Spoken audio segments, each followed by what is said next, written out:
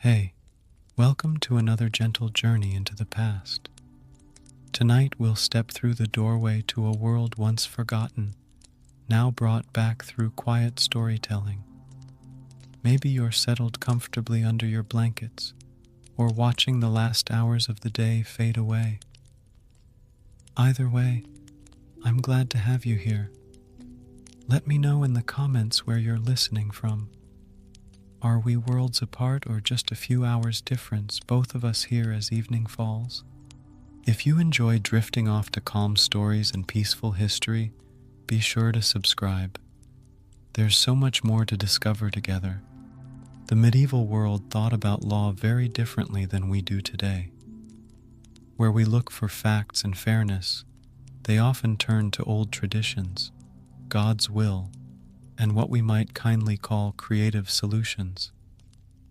Laws weren't just rules to follow, but showed what people deeply believed about right and wrong, how society should work, and what truth really meant. Think about the strange case of animal trials, a legal practice that spread across medieval Europe for hundreds of years. Yes, you heard that right. Animals could be put on trial, with lawyers, proper court sessions, and even appeals. In 1386, a pig in a French town was tried and killed for causing the death of a baby.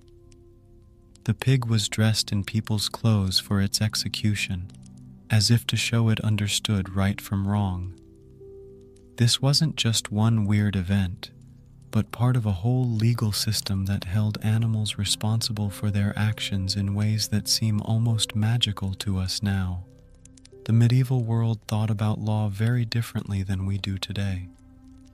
Where we look for facts and fairness, they often turn to old traditions, God's will, and what we might kindly call creative solutions.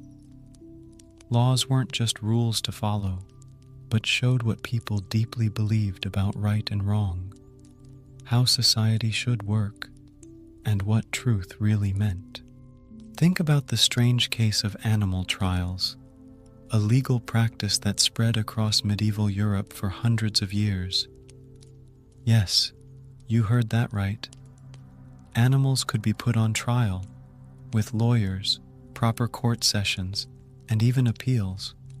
These animal trials were not mere curiosities, but reflected deep-seated beliefs about justice and moral order. Medieval people believed that all of creation was bound by divine law, and when that law was broken, even by a beast, justice demanded satisfaction. Pigs that harmed children, bulls that injured farmers, and even insects that destroyed crops could find themselves defendants in formal legal proceedings. The legal representation provided to these animal defendants was often surprisingly thorough. In 1750, a female donkey was tried alongside her human companion in France. The donkey's defense attorney argued successfully that she had been an unwilling participant, and she was acquitted while the man received punishment.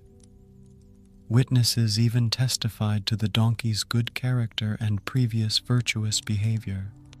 But animals were not the only unexpected defendants in medieval courts. Inanimate objects too could find themselves on trial. If a sword caused someone's death, the weapon itself might be tried and banished from the realm. Bells that had rung during violent storms were sometimes put on trial for their role in summoning destructive weather. Trees that had fallen and caused harm could be formally prosecuted and sentenced to be cut down and removed. These object trials reflected a worldview where the boundaries between the living and non-living, the moral and amoral, were far more fluid than our modern understanding would suggest. Every element of creation was seen as part of a grand moral order, and when that order was disrupted, the law stepped in to restore balance. Consider the peculiar case of a church bell in a small French village. During a terrible storm in 1480, the bell tower was struck by lightning while the bell was ringing the evening prayers. the lightning killed 2 people who had taken shelter beneath the tower. The villagers, devastated by this tragedy, brought the bell to trial for summoning the deadly storm. The trial was conducted with all the solemnity of any human proceeding. A lawyer was appointed to defend the bell, arguing that it had been performing its sacred duty of calling the faithful to prayer. The prosecutor countered that the bell had acted recklessly, continuing to ring despite the obvious danger of the approaching storm. Witnesses testified about the bell's previous behavior during storms, and expert testimony was heard about the relationship between bronze bells and lightning. After 3 days of deliberation, the court found the bell guilty of negligent summoning of destructive forces. The sentence was harsh, but not uncommon for such cases. The bell was to be publicly silenced, its clapper removed, and it was banished from the church for a period of 7 years. The bell was literally exiled, stored in a barn outside the village until its sentence was complete. The case of animals in medieval courts reveals even more fascinating aspects of this legal system. In 1457, a sow and her 6 piglets were charged with attacking and causing the death of a young child in the village of Lavagny. The trial proceeded with meticulous attention to legal procedure. The sow was appointed a defense attorney, Master Pierre Roussel, who argued passionately for his client's innocence. The defense strategy was surprisingly sophisticated. Master Roussel argued that the sow had been acting according to her nature and had not intended malice. He presented evidence of the pig's previous good behavior and questioned whether proper supervision had been provided. He even challenged the reliability of witness testimony, noting that the incident had occurred during twilight hours when visibility was poor. The prosecutor, however, painted a picture of a dangerous animal that posed an ongoing threat to the community.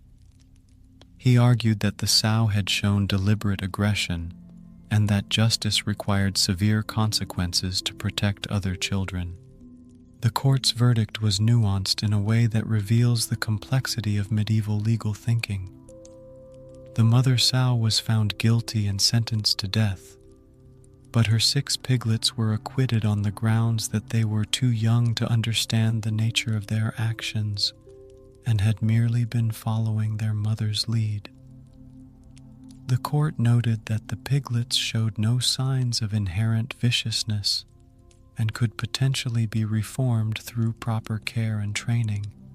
This distinction between adult responsibility and juvenile innocence applied to pigs shows how medieval legal minds grappled with concepts of intent, moral development, and the possibility of redemption, concepts that remain central to our justice system today, though we no longer apply them to farm animals. The religious foundations of these trials cannot be overstated. Medieval Christianity taught that God had given humans dominion over all creation, but this dominion came with responsibilities. Animals and even inanimate objects were part of God's creation and therefore subject to divine law. When they caused harm, it was seen as a disruption of the divine order that required formal legal response. The Bible itself provided precedent for such thinking. In Exodus, the law states that if an ox gores a person to death, the ox must be stoned, and its flesh cannot be eaten.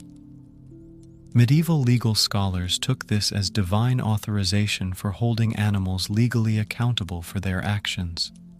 Church authorities often presided over these trials, or provided religious justification for the proceedings.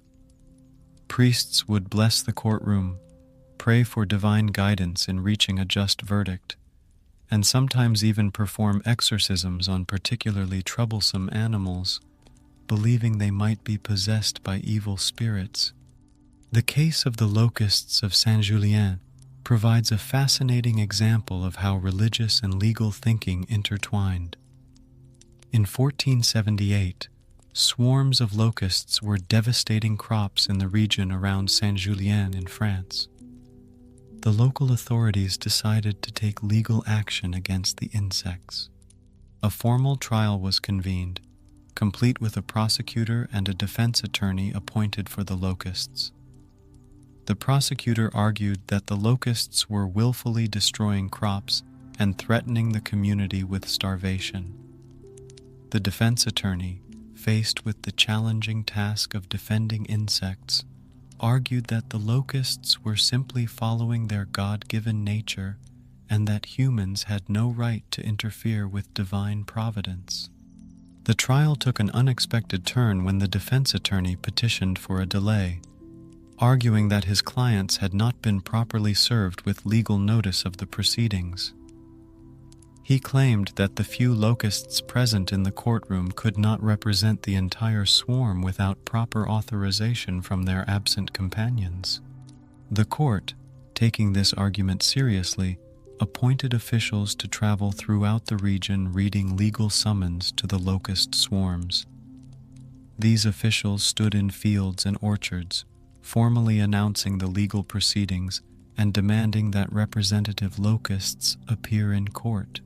When this proved impractical, the court ruled that the trial could proceed with the locusts being considered legally notified through their representative samples in the courtroom. The verdict was as creative as the trial itself. The court ruled that the locusts had a natural right to sustenance, but had exceeded reasonable bounds in their consumption. Rather than condemning all the locusts to death, a practically impossible sentence to carry out, the court ordered that the insects be provided with designated areas where they could feed without harming human crops. Officials surveyed several remote areas and formally granted them to the locust population in perpetuity. The locusts were given a specific time frame to relocate to these areas, with the understanding that any insects found outside the designated zones after the deadline would be subject to immediate extermination without further legal proceedings. Remarkably, historical records suggest that the locust problem did indeed subside shortly after the trial, though whether this was due to legal compliance, natural migration patterns, or environmental factors remains a mystery that delighted medieval observers and frustrated modern historians. The trial of inanimate objects often involved elaborate ceremonies that blurred the lines between legal proceedings and religious rituals. When a crossbow bolt killed a spectator at a tournament in 1392, the weapon itself was put on trial for murder. The bolt was formally arrested, brought to court, and placed in the dock where a human defendant would normally stand. An advocate was appointed to speak for the crossbow bolt, arguing that it had been an unwilling participant in the tragedy, merely following the laws of physics rather than any malicious intent. The prosecutor countered that the bolt had been crafted for the specific purpose of causing harm and had fulfilled that purpose with deadly efficiency. Witnesses testified about the bolt's creation, describing how it had been carefully shaped and balanced for maximum accuracy and penetration. Expert testimony was heard from fletchers and archers about the bolt's design and capabilities. Even the crossbow that had fired the bolt was examined as evidence, though it was not charged as an accessory to the crime.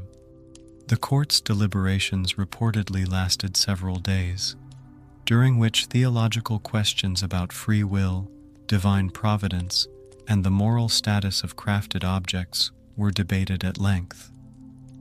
Could an object created by human hands be held responsible for fulfilling its intended purpose? Did the bolt's deadly effectiveness make it inherently evil, or was it merely a tool that had been misused? The final verdict found the bolt guilty of taking human life, but with mitigating circumstances. The court acknowledged that the bolt had acted without malice or intent, following its designed purpose. The sentence was exile rather than destruction. The bolt was banished from the kingdom and ceremonially carried to the border, where it was formally expelled from the realm. These trials also served important social functions beyond their stated legal purposes. They provided communities with a way to process tragedy and assign blame in a world where accidents were often seen as divine punishment or supernatural intervention. By putting animals or objects on trial, communities could achieve a sense of justice and closure without necessarily blaming human individuals. The elaborate legal procedures also reinforced social hierarchies and the authority of legal institutions. When common people saw that even animals and objects were subject to formal legal proceedings, it emphasized the universal scope and serious nature of the law. These trials demonstrated that justice was not arbitrary, but followed established procedures that applied to all of creation. The economic aspects of these trials were also significant. Animals that were found guilty were often forfeited to the court or the injured party's family, providing compensation for damages. The legal fees, court costs, and ceremonial expenses associated with these trials generated income for lawyers, court officials, and the church. In some cases, wealthy families would pay substantial sums to provide elaborate legal defenses for valuable animals. A nobleman's prized hunting horse or a merchant's productive milk cow might receive a more vigorous defense than a peasant's pig, reflecting the economic realities that influenced even these unusual legal proceedings. The records of these trials also reveal the creativity and legal reasoning skills of medieval attorneys. Defending an animal or object required innovative arguments and creative interpretation of legal principles. Some lawyers became renowned specialists in such cases, developing reputations for their ability to construct compelling defenses for non-human clients. Master Barthélemy de Chasseneux became famous throughout France for his successful defense of rats charged with destroying crops in the region of Autumn. His legal strategy was so innovative that it influenced animal trial procedures for generations. He argued that his clients could not appear in court because they feared for their safety from the local cats, and therefore the cats should be restrained before the rats could be expected to present themselves for trial. When the court proved unable to control the cat population, de Chasseneux argued that the rats were being denied their right to safe passage to the courthouse, making the trial fundamentally unfair. His arguments were so persuasive that the case was eventually dismissed, and he received payment not only for his legal services, but also for his innovative contribution to jurisprudence. These trials gradually declined as the medieval period waned, and Renaissance thinking emphasized different approaches to law and morality. The Protestant Reformation challenged many Catholic doctrines that had supported animal trials, and new philosophical movements questioned the moral status of animals and objects. The last recorded animal trial in Europe took place in Switzerland in 1906, when a dog was formally tried and convicted for assisting in a robbery. Even this late example shows the persistence of medieval legal thinking in certain rural communities, though by then such trials were considered curiosities rather than normal legal procedures. The scientific revolution also played a role in ending these practices. As people developed better understanding of animal behavior, disease, and natural phenomena, alternative explanations for seemingly malicious animal actions became available. What medieval people interpreted as moral choices made by animals, later generations understood as instinctual behavior or responses to environmental factors. Modern legal scholars studying these medieval trials have found them surprisingly sophisticated in their reasoning and procedure. While the underlying assumptions about animal and object morality seem strange to us now, the legal frameworks developed for these cases contributed to important principles of evidence, representation, and due process that remain relevant today. The medieval belief that all of creation was subject to moral law, while no longer literally accepted, reflects a worldview that saw ethical responsibility as universal rather than limited to humans. This perspective influenced the development of environmental law and animal rights movements centuries later, though through very different philosophical pathways. As we drift toward sleep tonight, we might reflect on how these strange medieval trials reveal both the continuity and the evolution of human thinking about justice, responsibility, and our relationship with the world around us. The medieval impulse to seek formal justice for every harm, even when caused by animals or objects, shows a deep human need for order and meaning that transcends any particular legal system. These trials remind us that law is not just a set of rules, but a reflection of how societies understand morality, causation, and responsibility. The medieval world's willingness to put pigs and church bells on trial may seem absurd to us now, but it demonstrates a commitment to formal justice and due process that helped lay the foundations for our modern legal systems. In the quiet darkness of the medieval night, after the trials had ended and the verdicts had been rendered, people could rest knowing that justice had been served according to their understanding of divine will and moral order. The animals had been judged, the objects had been held accountable, and the cosmic balance had been restored, at least until the next day brought new challenges to their strange and wondrous legal world.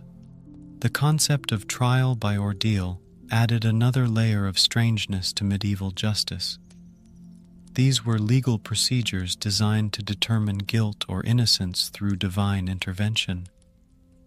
The underlying belief was that God would not allow an innocent person to suffer harm during these tests, making them a form of supernatural truth detector.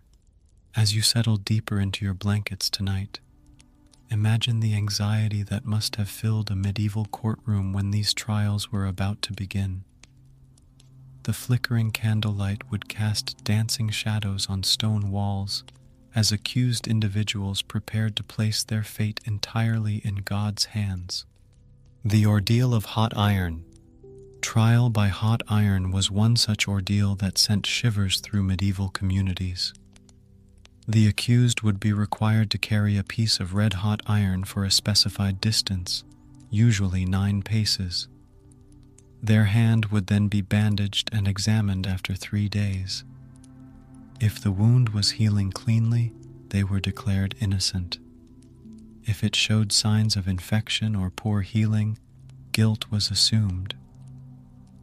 Picture, if you will, the scene in a small English village in 1215. Margaret the baker stands accused of stealing grain from the Lord's storehouse during a harsh winter. She has protested her innocence for weeks, but whispers and suspicion have followed her through the marketplace. Now, as dawn breaks through the narrow windows of the village hall, she faces the terrifying prospect of the hot iron. The local priest has spent the morning blessing the iron bar, praying over it as it heated in the brazier. Church doctrine held that this blessing would ensure God's judgment would be revealed through the trial. The iron glows orange-red, radiating heat that can be felt from several feet away. Margaret's hands shake as she approaches the altar where the iron waits. The entire village has gathered to witness this moment of divine justice. Children peek out from behind their parents' legs, while elderly villagers nod knowingly, remembering other such trials from years past. With a prayer on her lips, Margaret grasps the searing metal. The smell of burning flesh fills the air as she takes her 9 measured steps across the church floor. Her face contorts in pain, but she completes the required distance before dropping the iron with a cry that echoes off the stone walls. The village healer carefully wraps her burned hand in clean linen blessed by the priest. Now comes the wait.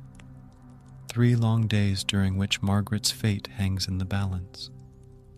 She returns to her cottage, trying to continue her daily routines while the entire community watches and wonders what God's judgment will reveal. Those 3 days would have stretched endlessly for Margaret. Medieval medicine offered little for burns beyond basic bandaging and prayer. She would have spent hours on her knees, begging God to show her innocence through healing. Her neighbors would have watched her comings and goings, looking for signs of divine favor or displeasure. When the 3rd day arrived, the entire village gathered again as the priest carefully unwrapped Margaret's hand. The examination was conducted with solemn ceremony, as this moment would determine not just Margaret's fate, but reaffirm the community's faith in divine justice. In Margaret's case, as recorded in the village chronicles, her hand showed clear signs of healing with no infection, an outcome interpreted as God's declaration of her innocence. The relief that swept through the crowd was palpable, and Margaret wept with gratitude as the priest formally announced her vindication. But the ordeal by hot iron could just as easily have gone the other way. When infection set in, as it often did in an age without antiseptics, the accused faced not only the shame of proven guilt, but often severe punishment. The community would see the festering wound as God's clear judgment, leaving no room for doubt about the person's wrongdoing. The ordeal of cold water. Trial by cold water involved throwing the accused into a body of water while bound. If they floated, they were considered guilty, as the pure water was rejecting them. If they sank, they were declared innocent. This presented what we might call a significant design flaw in the justice system, as innocence could only be proven through drowning.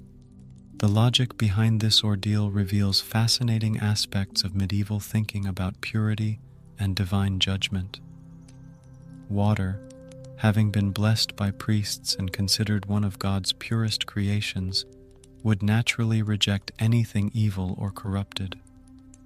An innocent person would be embraced by the sacred element, even if this embrace proved fatal. Consider the case of Thomas the Miller, accused of practicing witchcraft in a Bavarian village in 1347. Strange accidents had been occurring around his mill. Grain mysteriously spoiling, millstones cracking without explanation, and livestock falling ill after drinking from the nearby stream. When the village wise woman declared that dark magic was at work, suspicion fell upon Thomas, who lived alone and was known for his unusual knowledge of herbs and weather patterns. The trial by water took place on a gray autumn morning at the village pond. The entire community gathered on the muddy banks as Thomas was bound with ropes according to the prescribed ritual.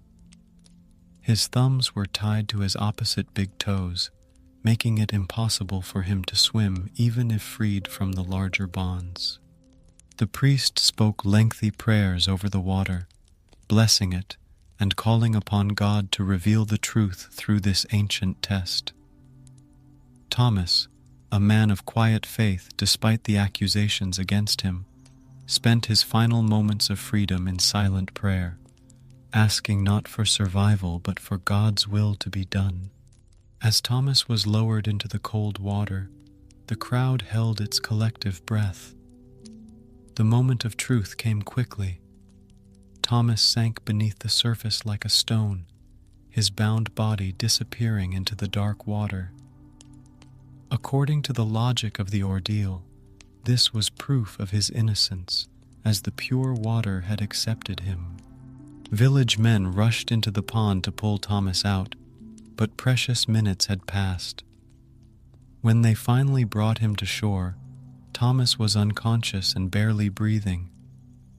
The village healer worked frantically to revive him, pressing water from his lungs and breathing life back into his still form.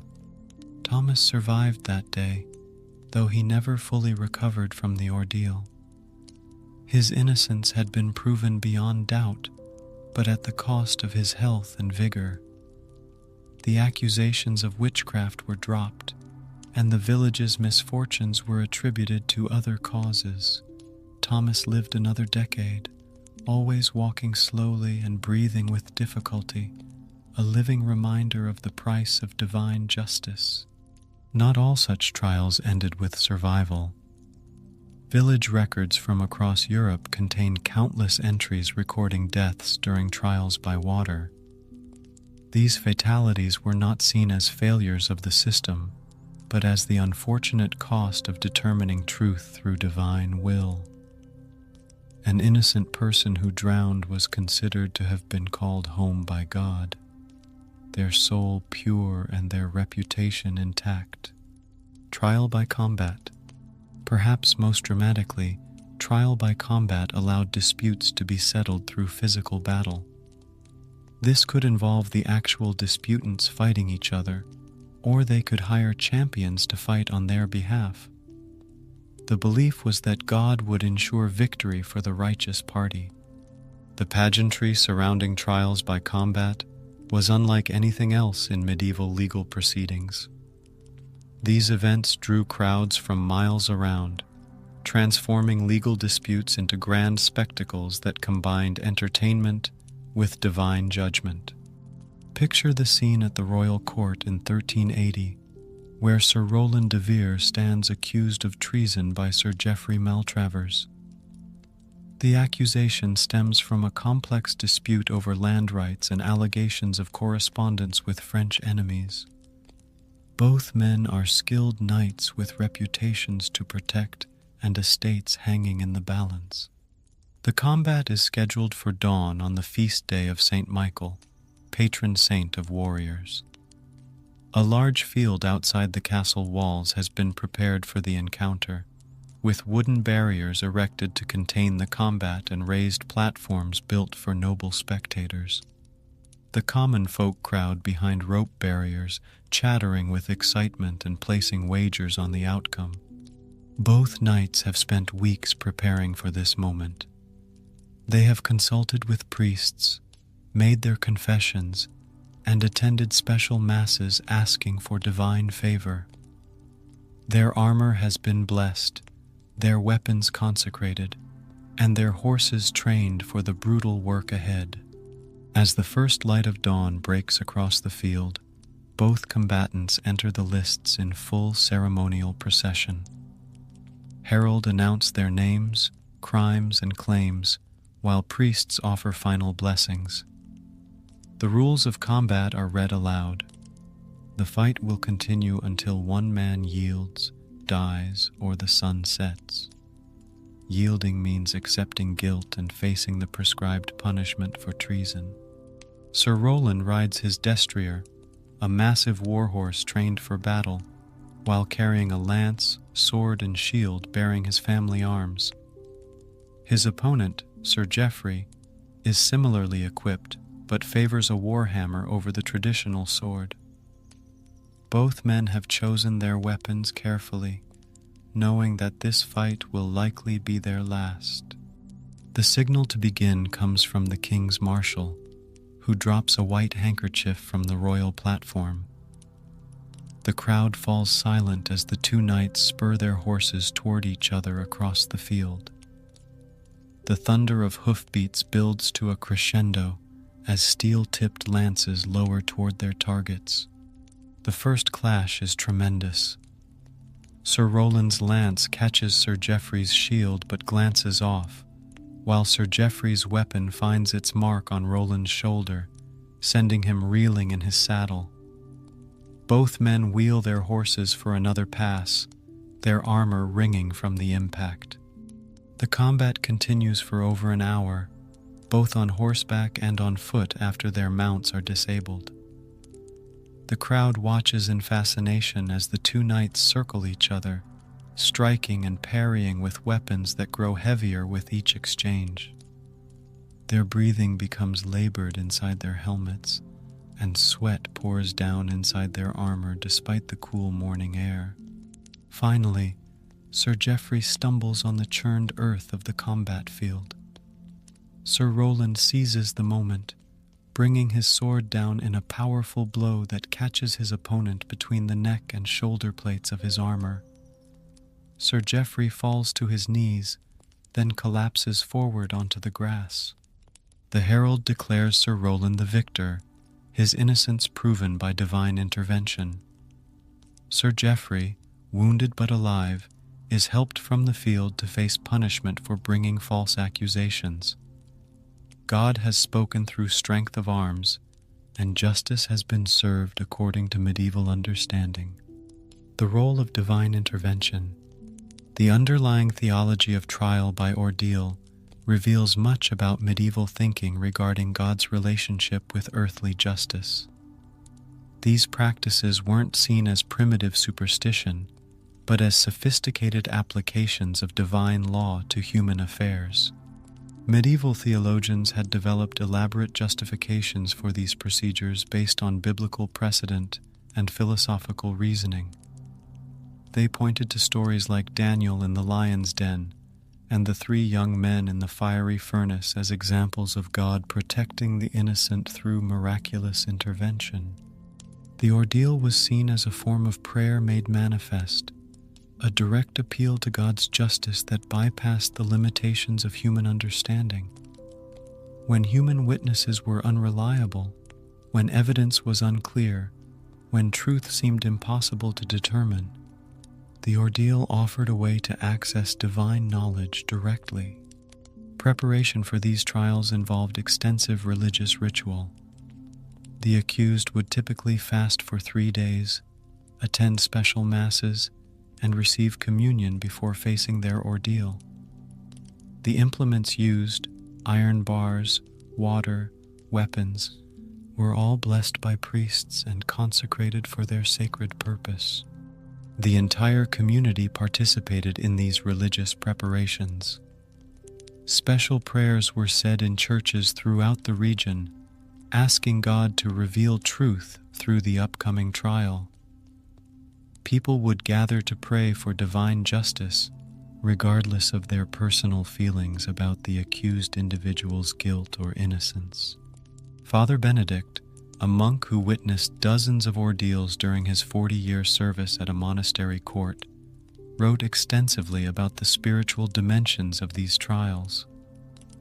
In his chronicles, he describes the profound sense of divine presence that seemed to fill the courtroom during these proceedings. The very air seemed charged with sacred power, Father Benedict wrote about a trial by hot iron he witnessed in 1289. As the accused grasped the blessed iron, all present felt themselves in the presence of the Almighty. The silence was complete, broken only by whispered prayers and the crackling of the brazier. In that moment, earthly justice and heavenly will became one. The priest's role in these proceedings was crucial. He would not only bless the implements and lead prayers, but also interpret the results according to church doctrine.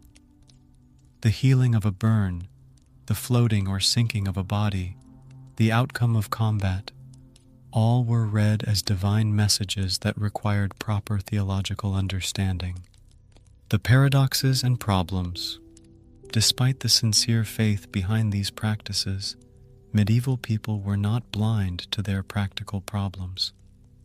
Church records and legal documents reveal ongoing debates about the proper procedures, the reliability of results, and the spiritual implications of putting God to the test.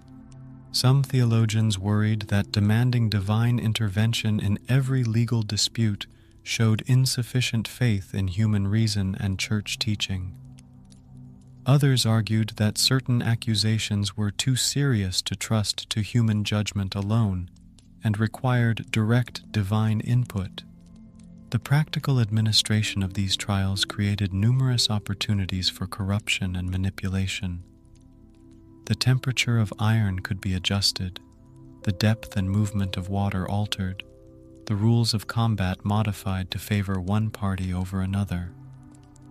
What was presented as divine will was often influenced by very human political and economic considerations.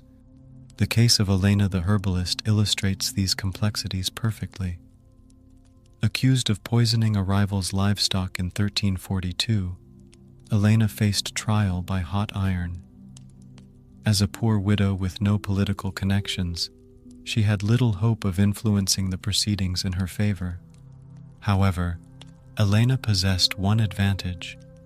She had extensive knowledge of medicinal plants gained from years of treating the village's sick. In the days before her trial, she quietly gathered and prepared certain herbs known for their healing properties. She created poultices and salves that she applied to her hands in the hours before grasping the hot iron. When Elena's hand was examined 3 days later, it showed remarkable healing that the priest declared miraculous.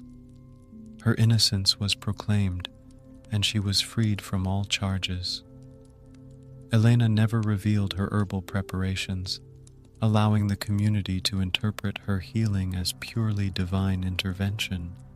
This case raises fascinating questions about the nature of truth and justice in medieval society. Was Elena's use of medicinal knowledge a form of cheating that corrupted the divine process? Or was her herbal skill itself a gift from God that enabled the truth of her innocence to be revealed?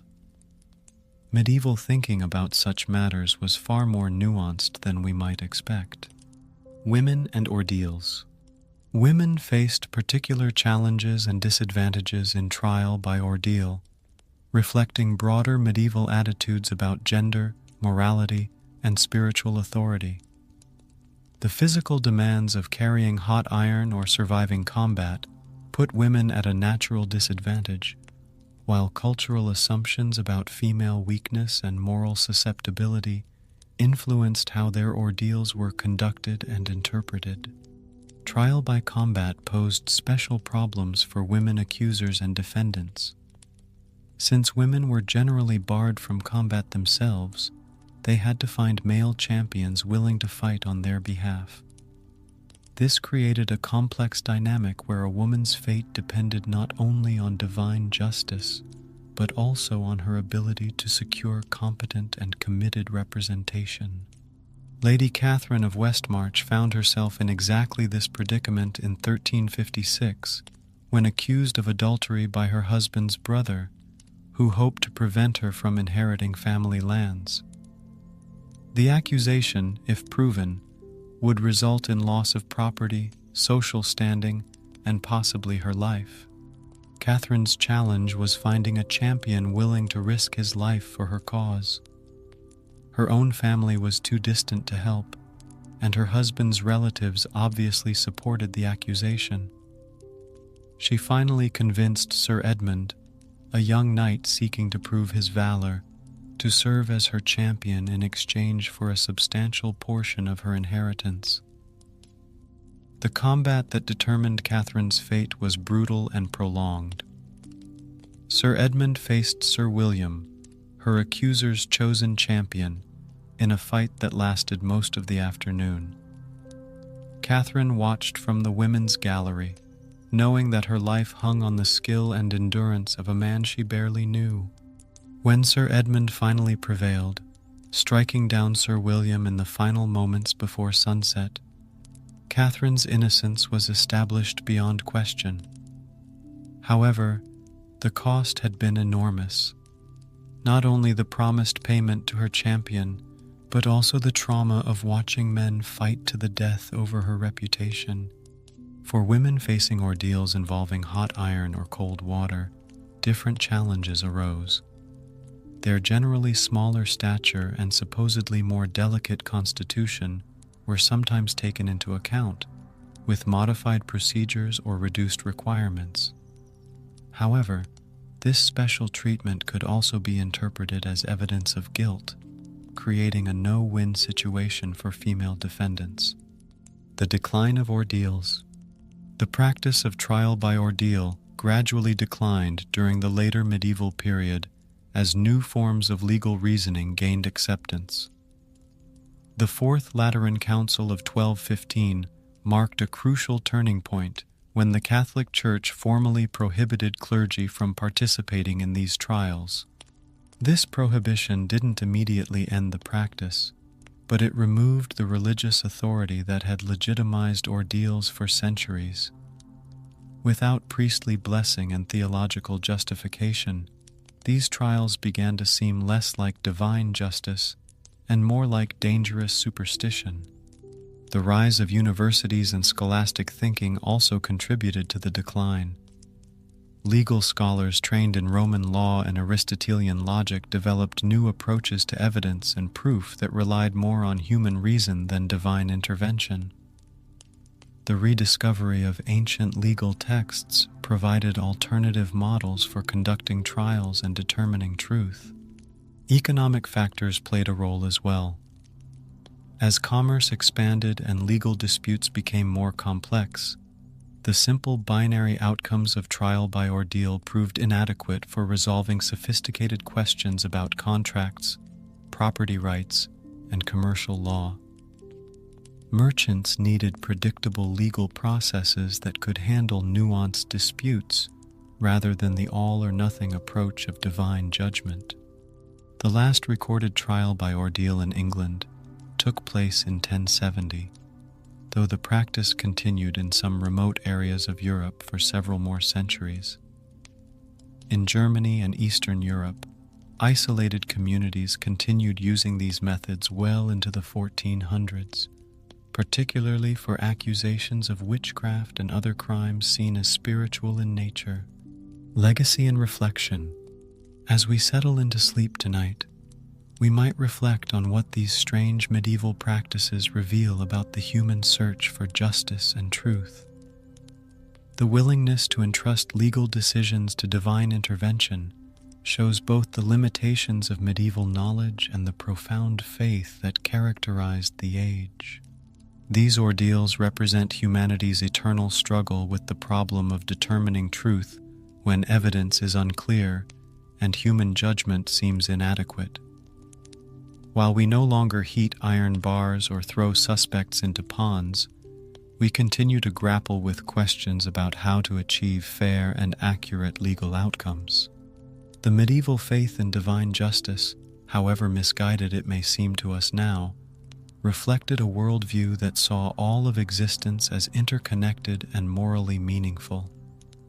Every action had cosmic significance, every judgment had spiritual implications, and every trial was an opportunity for divine truth to manifest in the human realm.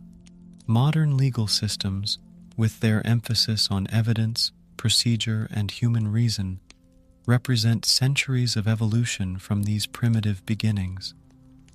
Yet something may have been lost in that evolution, the sense that justice is not merely a human construct, but a reflection of deeper truths about right and wrong that transcend any particular legal system.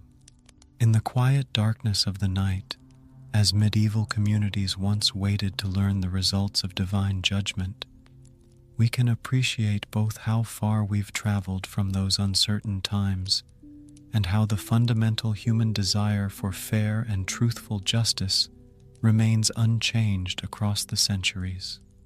The strange world of medieval ordeals reminds us that every legal system reflects the knowledge, beliefs, and limitations of its time. Our own system, for all its sophistication, will likely seem equally strange to future generations who have developed better ways of seeking truth and achieving justice.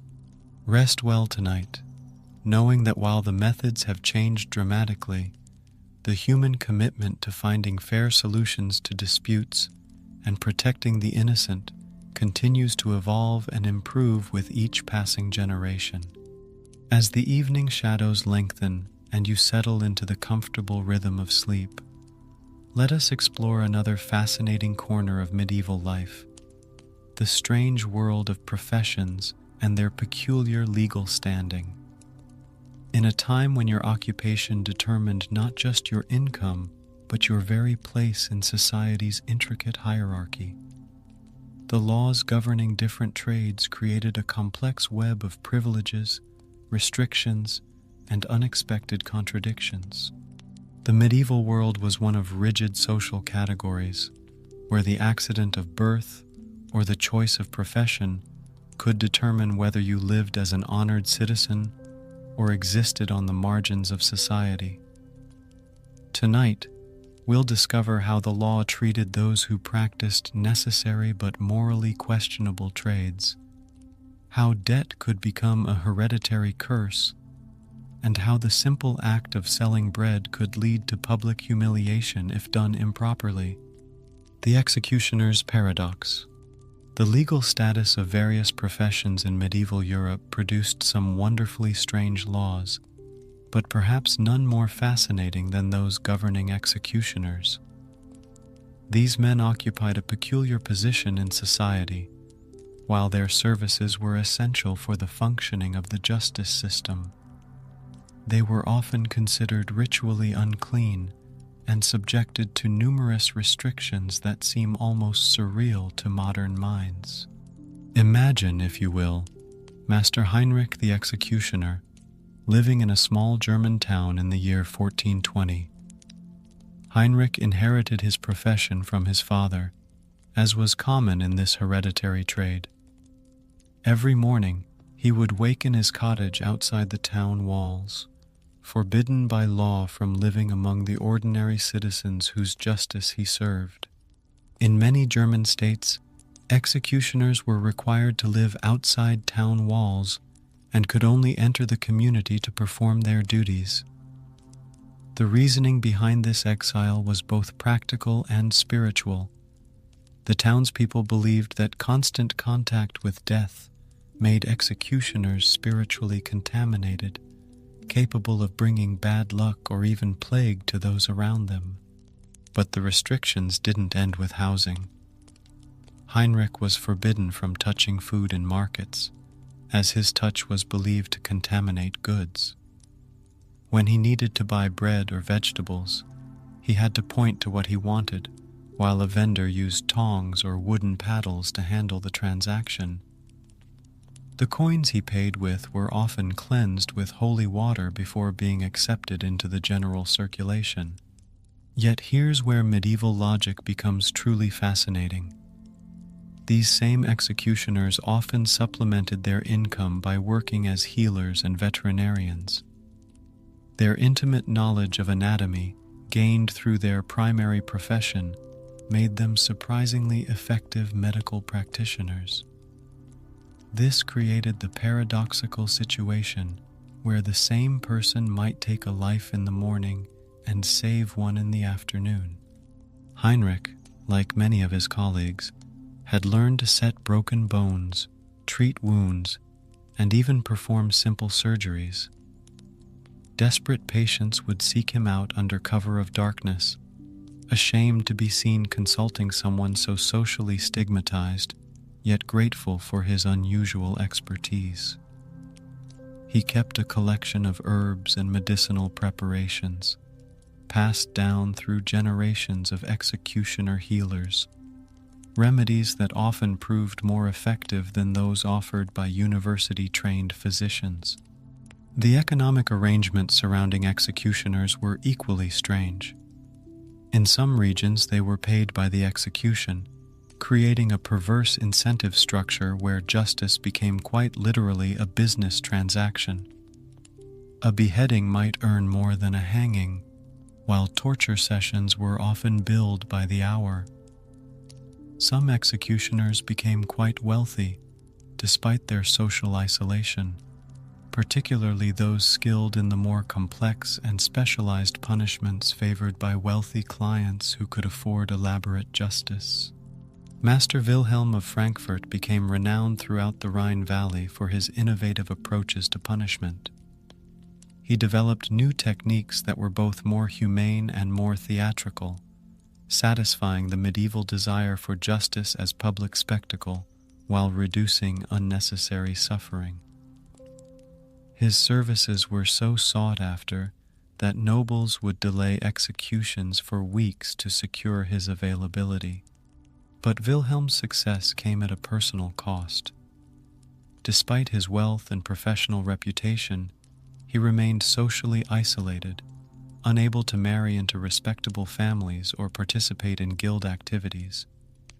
His children would inherit not just his money, but also his social stigma, trapped in a profession that society needed but could never fully accept. The training of executioners involved its own peculiar legal framework. Apprentice executioners had to be formally registered with local authorities and often required character references, an ironic requirement for a profession that society simultaneously depended upon and despised. The apprenticeship typically lasted 7 years, during which the student learned not just the technical aspects of various punishments, but also the legal requirements, ceremonial protocols, and anatomical knowledge necessary for effective practice. Some regions attempted to regulate the executioner profession through elaborate licensing systems. In Bavaria, executioners had to pass examinations administered by both legal authorities and church officials. They were tested on their knowledge of different execution methods, their understanding of legal procedures, and even their ability to provide last rites and spiritual comfort to condemned prisoners. The relationship between executioners and the church created another layer of legal complexity. While some clergy refused to associate with these practitioners of death, others recognized their essential role in maintaining divine justice on earth. Certain monastic orders specialized in providing spiritual guidance to executioners, helping them reconcile their professional duties with their spiritual lives. Brother Marcus, a Franciscan monk in 14th century Italy, spent his entire career ministering to executioners and their families. He developed elaborate theological justifications for their work, arguing that they served as instruments of divine will and deserved spiritual support rather than social condemnation. His writings on the subject influenced church policy throughout the region and helped establish more humane treatment for those in this necessary but troubled profession. The inheritance of debt. The legal treatment of debt in medieval Europe produced some particularly inventive solutions that seem almost surreal today.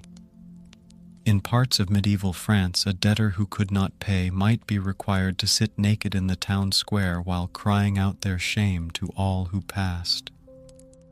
This public humiliation was designed both as punishment and as a way to encourage charitable contributions from sympathetic citizens. But perhaps even more strange was the concept of debt inheritance that developed in certain regions. In some parts of medieval Germany, unpaid debts could be inherited by the debtor's children, but only if they had been present when the debt was incurred. This led to the bizarre practice of excluding children from important financial discussions to protect them from future liability. Consider the case of Master Johann the goldsmith and his family in 15th century Nuremberg. Johann had borrowed heavily to establish his workshop, purchasing expensive tools, precious metals, and securing a prime location near the main market square. His business thrived for several years, creating beautiful jewelry and religious ornaments for wealthy clients throughout Bavaria. However, when a series of bad harvests reduced demand for luxury goods and several major clients defaulted on their payments, Johann found himself unable to meet his obligations. His debts totaled nearly 3 times his annual income, an impossible sum that would have required decades to repay under normal circumstances. Under the local debt inheritance laws, Johann's children would normally have inherited these obligations along with any property or business assets. However, Johann had been careful to exclude his youngest son, Klaus, from all business discussions once the boy reached the age of 12. Klaus had never been present during loan negotiations, had never witnessed the signing of debt contracts, and had never been informed about the family's financial obligations. When Johann died suddenly of a fever in 1467, his widow and 3 older children found themselves legally responsible for the enormous debts. Klaus, however, was considered free from all obligations and was able to inherit his father's tools and remaining stock without encumbrance. This legal loophole allowed families to preserve at least some wealth for future generations, even when facing financial ruin. The enforcement of debt inheritance created some particularly poignant situations. Young children who had witnessed their parents' financial transactions could find themselves working as indentured servants to pay off obligations they barely understood. Adult children might discover upon their parents' death that their inheritance consisted entirely of crushing debt rather than the property they had expected. Maria the Weaver found herself in exactly this situation in 1389. Her mother had borrowed money to purchase a larger loom and higher quality wool, hoping to expand their textile business. When plague struck the town and reduced demand for their products, the family could no longer meet their payments. Maria's mother died in the epidemic, leaving her daughter to face creditors demanding repayment of loans that exceeded the value of the entire business. Under the debt inheritance laws, Maria had 3 options. She could attempt to pay the debts through her labor, she could surrender all family property to the creditors and accept permanent poverty, or she could flee to another jurisdiction where the debts wouldn't follow her. Each choice carried severe consequences and moral implications that troubled the young woman deeply. Maria chose a 4th option that revealed the complexity of medieval legal thinking. She entered a convent, taking religious vows that legally transformed her into a different person under church law. As a nun, Sister Maria was considered to have died to her worldly existence, including all financial obligations. Her debts died with her secular identity, while her new religious persona began life with a clean legal slate. This practice became so common that some regions passed laws specifically prohibiting debtors from escaping their obligations through religious vows. The legal battles between secular and ecclesiastical authorities over debt inheritance helped shape the relationship between church and state throughout much of Europe. The psychological impact of inherited debt on medieval families cannot be overstated. Children grew up knowing that their parents' financial mistakes could determine their entire future, creating tremendous pressure to avoid any economic risks. This conservative mindset contributed to the slow pace of commercial innovation and helped maintain existing social hierarchies across generations. Some families developed elaborate strategies to protect their children from debt inheritance. They would establish trust-like arrangements with relatives, transfer property to church institutions with agreements for later recovery, or even arrange marriages specifically designed to shelter assets from creditors.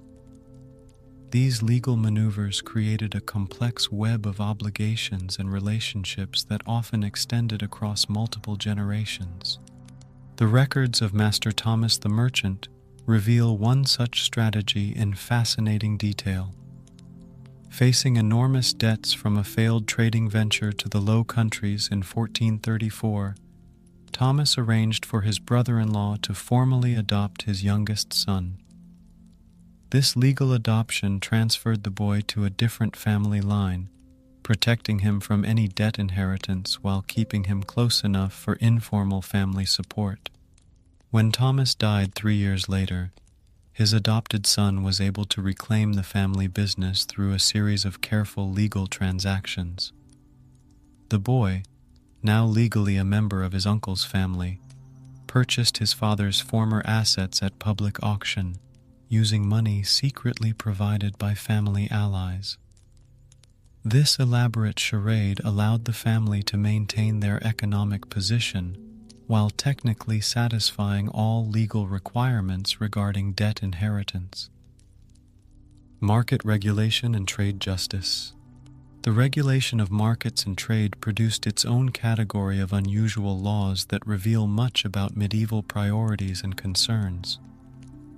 In medieval London, the punishment for selling bad food was often poetic justice taken to extremes that seem almost comical today, though they were deadly serious to those who faced them. Bakers who sold underweight bread might be dragged through the streets on a hurdle with the offending loaf hung around their necks like a badge of shame. The journey through town served multiple purposes. It publicly identified the guilty party, demonstrated the authorities' commitment to fair trade, and provided entertainment for citizens who gathered to witness these processions of commercial justice. Master Robert the Baker learned this lesson the hard way in 1392.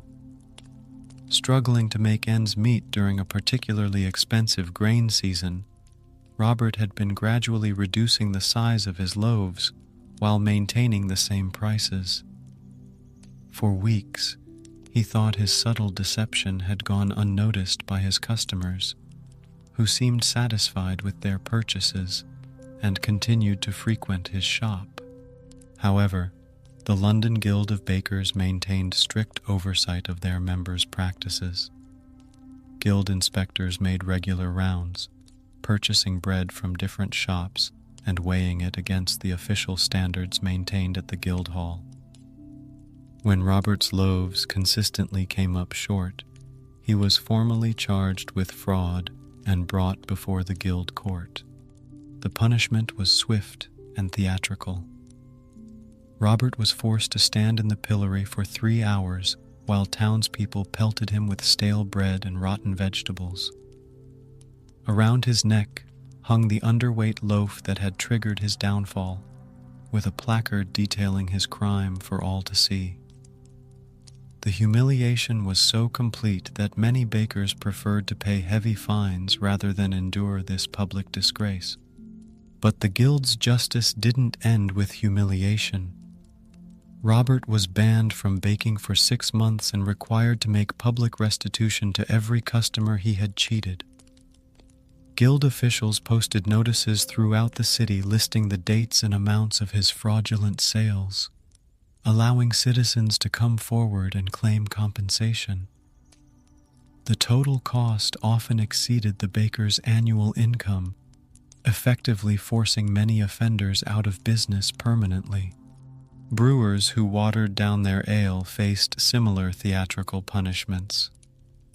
Master Edmund the Brewer discovered the consequences of this practice in 1401, when guild inspectors found that his ale contained nearly 30% water, far beyond the small amount normally tolerated to account for natural variations in brewing.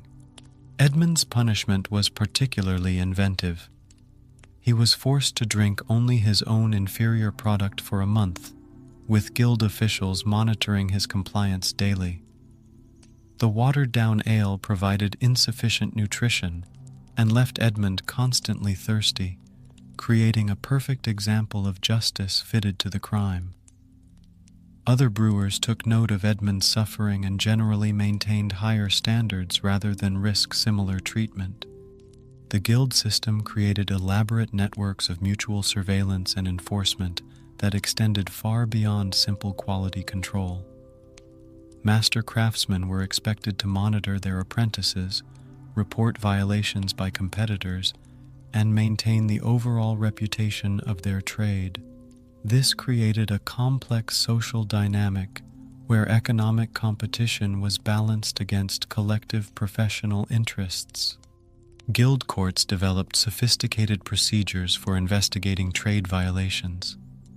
They employed professional testers who specialized in detecting adulterated products, maintained reference standards for weights and measures, and even operated early forms of consumer protection services. Citizens could file complaints with guild authorities, who would investigate and prosecute violations according to established procedures. The punishment for trade violations often reflected medieval society's emphasis on shame and public humiliation as deterrents.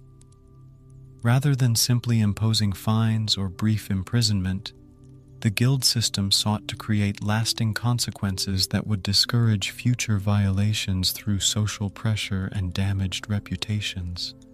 Master William the cloth merchant faced one such punishment in 1445, when he was caught selling wool fabric that had been stretched and treated to appear more valuable than it actually was.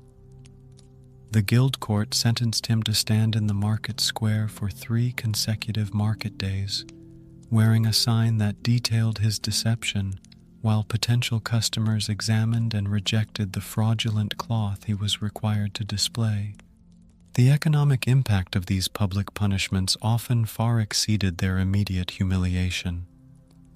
Merchants who lost their reputations through guild discipline found it difficult to establish credit relationships, attract quality apprentices, or participate in the informal networks that facilitated medieval commerce. The social consequences could extend across generations, affecting the marriage prospects and business opportunities of the offender's children. However, the guild system also provided mechanisms for redemption and rehabilitation. Master merchants who had been disciplined could often restore their standing through public service, charitable contributions, or demonstrated commitment to improved practices. The guilds understood that completely destroying members' livelihoods would ultimately harm the entire trade community. The case of Master Geoffrey the goldsmith illustrates this rehabilitation process. Caught selling silver jewelry that contained excessive amounts of cheap metal alloys in 1398, Geoffrey faced severe guild discipline that nearly destroyed his business. However, he accepted his punishment gracefully, made full restitution to affected customers, and volunteered to serve as a guild inspector for 2 years without compensation. Geoffrey's commitment to reforming the trade won him gradual acceptance back into the guild community. He developed new techniques for testing metal purity and helped establish more rigorous standards that protected both craftsmen and customers. By the end of his career, Geoffrey was regarded as one of the most respected members of his guild, his early transgressions largely forgotten in light of his later contributions. The guild system's approach to trade regulation created a unique form of commercial law that balanced individual economic interests against collective professional standards. This system helped establish many principles of business ethics and consumer protection that continue to influence commercial law today, though through very different mechanisms and institutions. Professional hierarchies and legal privileges.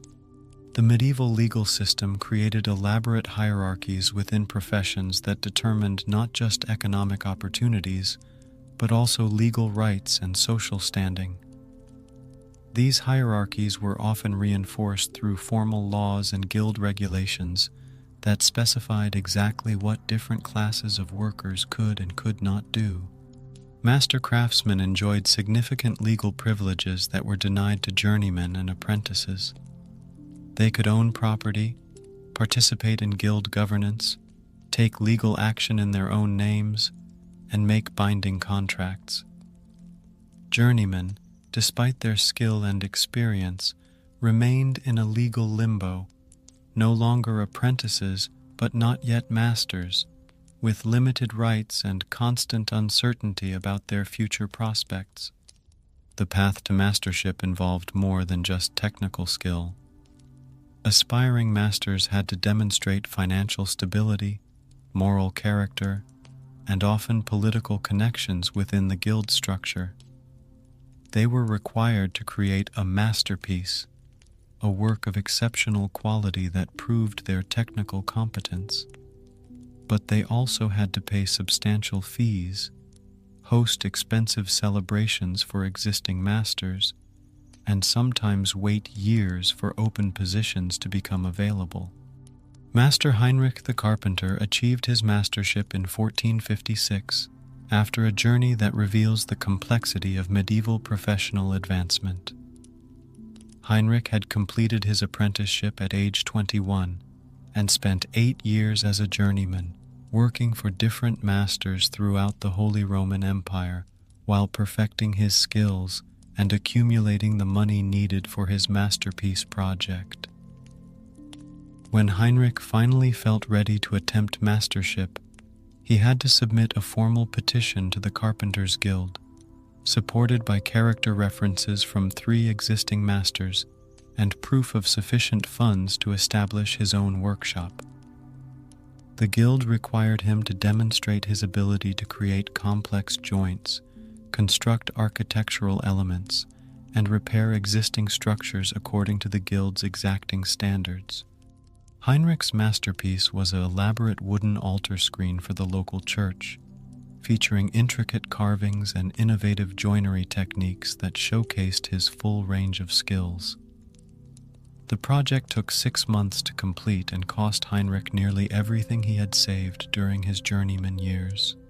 When the guild masters finally approved his work, Heinrich hosted a feast that left him deeply in debt, but officially recognized as a master craftsman with full guild privileges. The legal distinctions between different professional ranks created complex situations when disputes arose. A journeyman who was cheated by his master had limited legal recourse, as his lower status made his testimony less credible in court.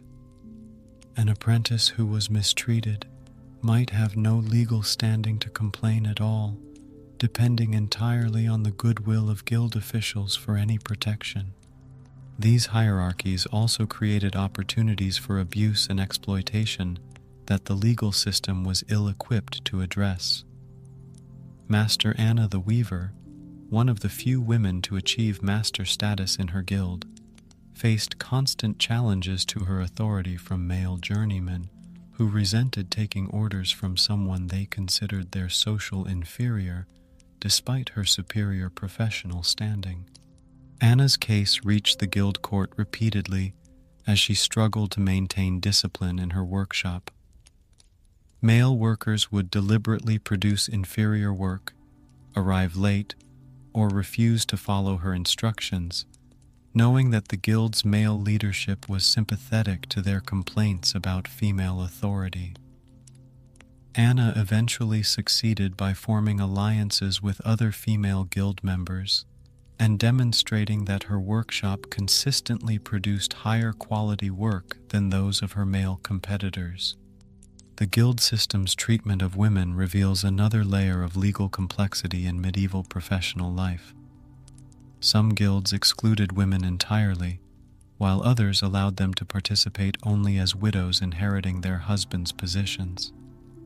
A few trades, particularly those involving textile production, food preparation, and healthcare, offered women opportunities for independent professional development. Master Margaret the physician practiced in 14th century Paris, where she had gained recognition for her skill in treating women's ailments and complications of childbirth. Despite her obvious competence and growing reputation, Margaret faced constant legal challenges from male physicians who argued that her gender disqualified her from practicing medicine. The resolution of Margaret's case helped establish important precedents for women's professional rights. The university medical faculty, after extensive deliberation, ruled that competence rather than gender should determine professional qualifications. However, they imposed restrictions that limited Margaret's practice to treating female patients and required her to work under the nominal supervision of a male colleague. These compromises allowed skilled women to practice their professions while maintaining the legal fiction that male authority remained paramount. The arrangement satisfied conservative elements who worried about women gaining too much independence while recognizing the practical value of female expertise in certain areas of professional life. Professional ethics and legal responsibility. Medieval guilds developed sophisticated codes of professional ethics that were enforced through both social pressure and formal legal mechanisms. These codes addressed not just technical standards, but also broader questions about professional responsibility, fair competition, and service to the community. The Physicians' Guild in medieval Bologna created one of the most detailed professional codes of the era, specifying not just medical procedures, but also ethical obligations to patients, colleagues, and society. Physicians were required to treat the poor without charge for certain numbers of hours each week, maintain strict confidentiality about patient conditions, and refrain from practicing beyond their demonstrated competence. Dr. Albertus the physician faced guild discipline in 1423 when he was accused of exceeding his qualifications by attempting to perform surgery for which he had not been properly trained. The patient, a wealthy merchant, had suffered complications that left him permanently disabled. The guild investigation revealed that Albertus had attempted a complex procedure that should have been referred to a specialist, motivated apparently by the large fee the patient had offered. The guild's punishment was severe but educational. Albertus was suspended from practice for 6 months and required to study surgery under the supervision of Master Surgeon Benedictus, paying for his additional training from his own funds. He was also required to provide free medical care to the merchant's family for 5 years as compensation for his error. This approach to professional discipline emphasized rehabilitation and education rather than simple punishment. The guild system recognized that destroying a practitioner's career would ultimately harm the entire community by reducing available medical care. Instead, they sought to correct deficiencies while maintaining public trust in professional competence. The legal frameworks governing professional responsibility often conflicted with broader social and economic pressures. Master Thomas the Mason faced exactly this dilemma in 1467, when hired to construct a bridge that he knew would be unsafe given the budget constraints imposed by the local authorities. Thomas's guild code required him to refuse projects that would compromise public safety, but the economic realities of medieval life made such refusal extremely difficult. If he declined the project, another mason might accept it and build the dangerous bridge anyway. If he insisted on proper materials and methods, the authorities might cancel the project entirely, leaving the community without a needed bridge and Thomas without crucial income. Thomas chose to accept the commission, but documented his concerns in writing, formally notifying the authorities that the proposed bridge would not meet guild safety standards. When the bridge collapsed 3 years later, Thomas's documentation protected him from legal liability while establishing important precedents for professional responsibility in public works projects. These cases helped establish the principle that professional practitioners had obligations that extended beyond simple compliance with client wishes. The guild system created legal frameworks that balanced individual economic interests against broader community welfare, establishing precedents that continue to influence professional ethics today. Conclusion: the legacy of medieval professional law. As you drift toward peaceful sleep tonight, consider how these medieval systems of professional regulation helped establish many principles that continue to govern working life today. The guild system's emphasis on training, quality standards, and professional ethics laid groundwork for modern licensing, certification, and professional responsibility frameworks. The strange laws governing executioners remind us that every society must grapple with the challenge of necessary but morally troubling work. The medieval solution, social isolation combined with economic compensation, reveals both the limitations and the humanity of their legal thinking. The complex systems of debt inheritance and market regulation show how medieval communities struggled to balance individual rights against collective welfare. Their solutions may seem strange to us now, but they addressed real problems that continue to challenge legal systems today. How do we ensure fair commerce? How do we protect consumers while allowing business flexibility? How do we balance individual economic freedom against community stability? The elaborate hierarchies within medieval professions created opportunities for both exploitation and advancement that shaped entire societies. While we've moved away from rigid guild systems, the underlying tensions between different levels of professional status, training, and responsibility remain relevant to modern workplace law and professional development. Rest peacefully tonight, knowing that the medieval world struggled to create fair, effective systems for regulating professional life contributed to the development of legal protections and professional standards that continue to benefit working people today. Their strange laws and unusual punishments were steps along the long path toward more just and humane approaches to professional regulation and commercial law. As the gentle darkness of evening settles around you and you prepare for sleep, let us venture into one of the most fascinating aspects of medieval life: the elaborate laws that controlled what people could wear, where they could go, and when they could move about freely. These regulations weren't merely suggestions or social customs, but rigid legal mandates that could result in heavy fines, public humiliation, or even imprisonment for those who dared to dress above their station or walk the streets at the wrong hour.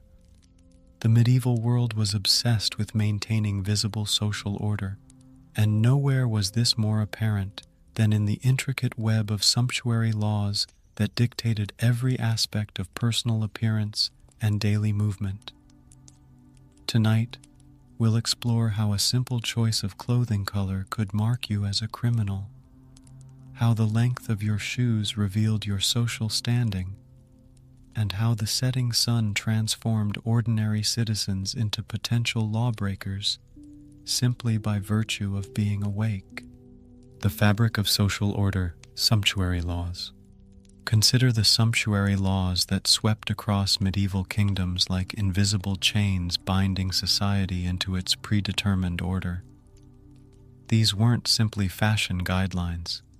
They were legal mandates that prescribed exactly what fabrics, colors, and styles each social class could wear. A peasant caught wearing silk could face heavy fines or public humiliation, while the rich purple dyes extracted from murex shells were reserved exclusively for royalty.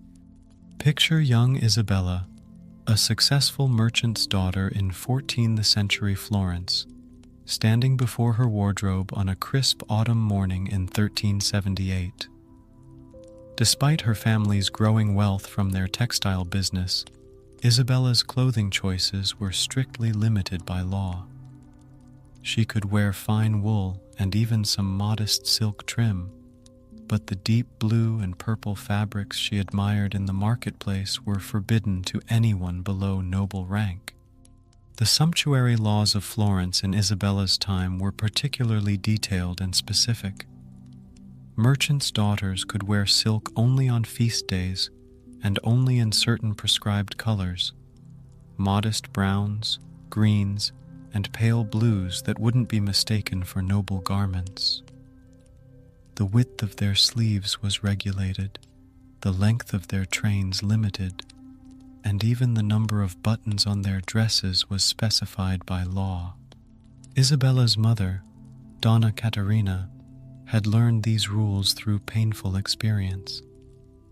Years earlier, she had worn a dress of deep crimson silk to a wedding celebration, not realizing that this particular shade was reserved for the wives of nobles.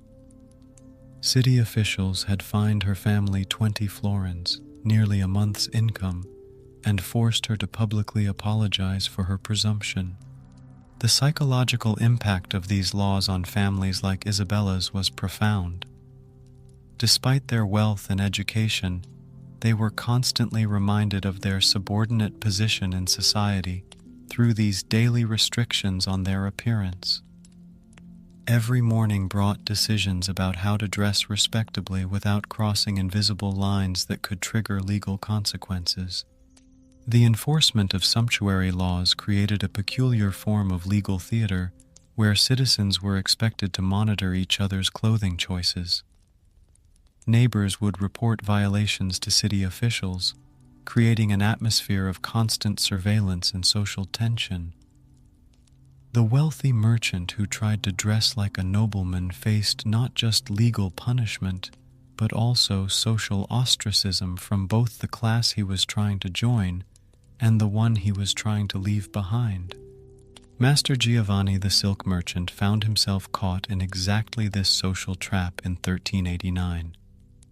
His business success had made him one of the wealthiest men in his city, yet sumptuary laws prevented him from displaying his prosperity through his clothing. When he attempted to wear a velvet doublet with gold thread embroidery to his daughter's wedding, he was arrested by city guards and brought before a magistrate.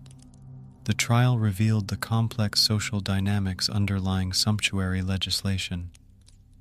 Giovanni argued that his wealth should entitle him to dress according to his means rather than his birth. But the magistrate countered that allowing merchants to dress like nobles would undermine the entire social order. The judge noted that if people couldn't immediately identify someone's social class through their clothing, the fundamental structures of medieval society would collapse into chaos. Giovanni's punishment was both financial and social. He paid a substantial fine and was required to appear in public wearing a distinctive badge identifying him as someone who had violated sumptuary laws. This badge of shame marked him for months as someone who had attempted to rise above his proper station, serving as a warning to other ambitious merchants who might be tempted to similar displays of presumption. The sumptuary laws extended far beyond simple fabric choices to encompass every aspect of personal appearance. In 14th century England, the pointed shoes called poulaines became a particular focus of legal regulation. The length of these pointed toes was strictly controlled according to social rank. Commoners could wear points no longer than 6 inches, while nobles could extend their shoe points to absurd lengths that made walking difficult. The regulation of shoe length created its own peculiar enforcement challenges. City officials employed special measurers who would approach citizens in public and demand to examine their footwear. Citizens caught wearing shoes with points inappropriate to their social status faced immediate fines, and the public humiliation of having their shoes cut down to legal length in the town square. Master Thomas the Cobbler learned this lesson painfully in 1396 when he crafted a pair of shoes for himself with points extending 14 inches beyond his toes. Thomas had reasoned that his skill as a craftsman entitled him to display his artistry through his own footwear, but the law saw only a commoner attempting to dress above his station. The city guards who arrested Thomas forced him to hobble through the streets to the magistrate's court, his enormous shoe points making normal walking impossible. The crowd that gathered to watch his awkward progress jeered and laughed, turning his punishment into public entertainment. The magistrate sentenced Thomas to forfeit the shoes and spend 3 days in the stocks, wearing simple wooden clogs that marked his proper social position.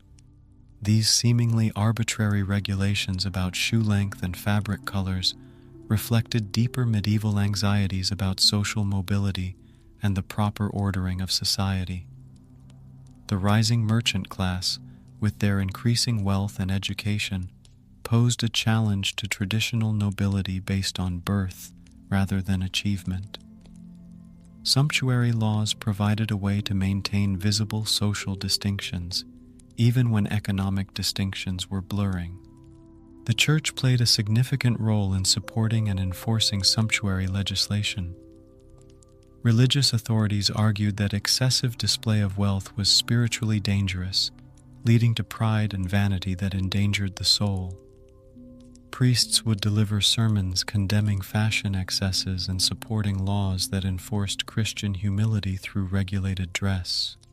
Yet the Church itself was not immune to the contradictions inherent in these systems. High-ranking church officials often wore elaborate vestments made from the same expensive materials that were forbidden to lay people. This hypocrisy was not lost on medieval citizens, who noted that bishops in silk and gold were preaching against the spiritual dangers of fine clothing. Brother Antonio, a Franciscan friar in 13th century Italy, became famous for his criticisms of both secular and religious violations of sumptuary principles.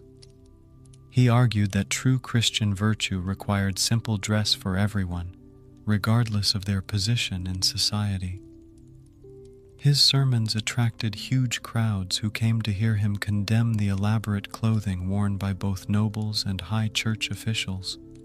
Brother Antonio's radical position eventually brought him into conflict with church authorities, who appreciated his support for lay sumptuary laws but objected to his criticisms of clerical dress. The controversy surrounding his preaching revealed the inherent contradictions in a system that used religious arguments to justify laws that primarily served to maintain secular social hierarchies. The marketplace under law, trade and market regulation. The regulation of markets and trade in medieval Europe created another layer of complex laws that governed not just what could be sold, but when, where, and by whom. These regulations went far beyond simple quality control to encompass elaborate systems of licensing, scheduling, and geographic restrictions that determined the entire rhythm of commercial life. Market laws in medieval towns could be bewilderingly complex. In some German cities, bakers were required to attach their personal seal to every loaf, making them legally responsible for its weight and quality. Shortchanging customers wasn't just bad business. It was a criminal offense that could result in the baker being dragged through the streets in a cart, pelted with his own inferior bread. Master Wilhelm the Baker discovered this harsh reality in 1423, when guild inspectors found that his loaves consistently weighed less than the legal standard. Wilhelm had been gradually reducing the size of his bread during a period of expensive grain, hoping his customers wouldn't notice the difference. His deception worked for several months, but the guild's systematic testing program eventually caught up with him. The punishment was swift and theatrical. Wilhelm was loaded onto a cart with several dozen of his underweight loaves and paraded through every major street in the city. Citizens lined the route, throwing stale bread and rotten vegetables, while officials proclaimed his crime and punishment. The procession ended at the market square, where Wilhelm was forced to stand in the pillory for 3 hours, while his illegal bread was distributed free to the poor.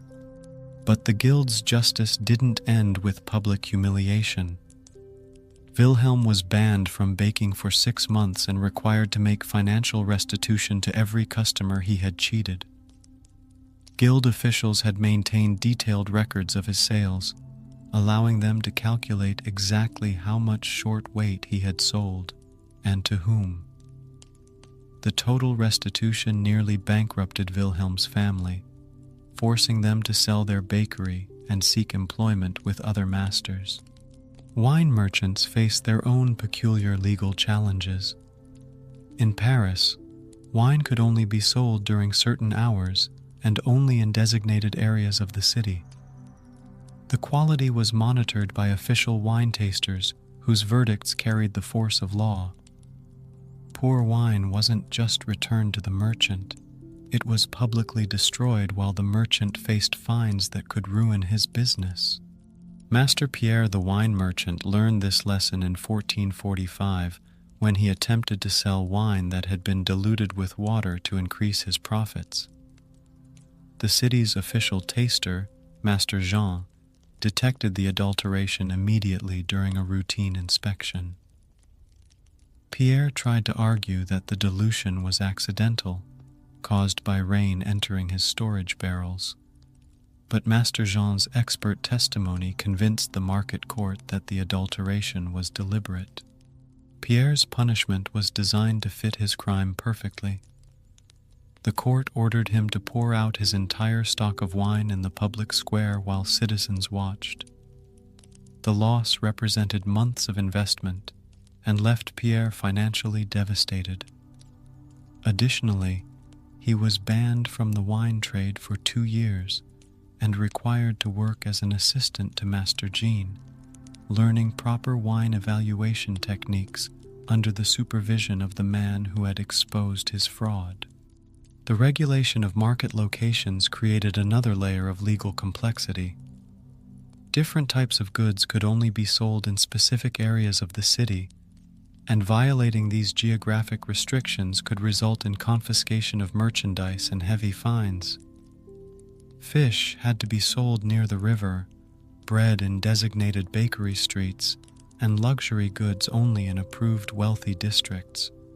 These location restrictions weren't arbitrary. They reflected medieval concerns about hygiene, social order, and economic control. Fish markets were placed near water sources to facilitate cleaning and disposal of waste, while luxury goods were restricted to wealthy areas to prevent inappropriate mixing of social classes during commercial transactions. Master Robert the Fishmonger challenged these location laws in 1456 when he attempted to sell fresh fish in the main market square rather than the designated fish market near the river. Robert argued that the main square attracted more customers and would allow him to charge higher prices for his premium catch. However, city officials saw his actions as a dangerous precedent that could undermine the entire system of market regulation. The legal battle that followed Robert's arrest revealed the complex thinking behind market location laws. City officials argued that allowing fish sales in the main square would create sanitation problems, disturb other merchants, and blur the careful distinctions between different types of commerce. Robert countered that his fish were fresh and clean, posing no health risks and offering citizens more convenient access to quality food. The court's verdict reflected medieval priorities perfectly. Robert was found guilty of violating market regulations and fined heavily, but the judge acknowledged the quality of his fish and his good intentions. As a compromise, Robert was granted a special license to sell fish in the main square for 1 day each week, provided he followed strict sanitation procedures and paid additional fees to compensate other merchants for the disruption. This case established important precedents for market regulation throughout the region. Other merchants began petitioning for similar exceptions to location rules, creating a more flexible system that balanced regulatory control with commercial innovation. The legal framework that emerged from these disputes helped lay groundwork for more sophisticated approaches to commercial law in later centuries. The guild system created additional layers of market regulation that governed not just where goods could be sold, but who could sell them. Master craftsmen had exclusive rights to sell certain products within city limits, while itinerant merchants faced restrictions and additional taxes that protected local businesses from outside competition. The case of Master Eric the traveling merchant illustrates these protectionist policies in action. Eric specialized in transporting goods between cities, buying products in one location and selling them at a profit in another. When he arrived in Bruges in 1467 with a cart full of high-quality leather goods, he found himself confronting a wall of local regulations designed to protect the city's leather workers. Local guild laws required Eric to pay special taxes, obtain multiple licenses, and limit his sales to specific hours and locations that minimized competition with established merchants. He was forbidden from staying in the city longer than 3 days and couldn't establish any permanent business relationships with local customers. These restrictions made his business model barely profitable and forced him to constantly search for new markets that offered more favorable conditions. Eric's struggles revealed the tension between local protectionism and the broader economic benefits of interregional trade. While guild restrictions protected local craftsmen from outside competition, they also limited consumer choices and kept prices artificially high.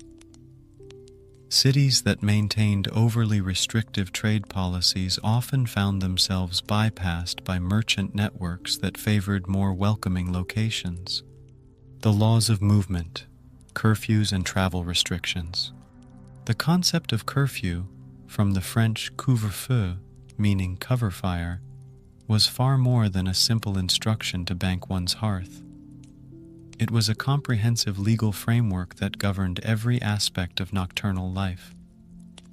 When the curfew bell rang, typically at sunset or shortly thereafter, all fires were to be extinguished, all doors barred, and all honest citizens were expected to retire to their homes. To be found wandering the streets after curfew without proper authorization was itself a crime, punishable by fine, imprisonment, or worse.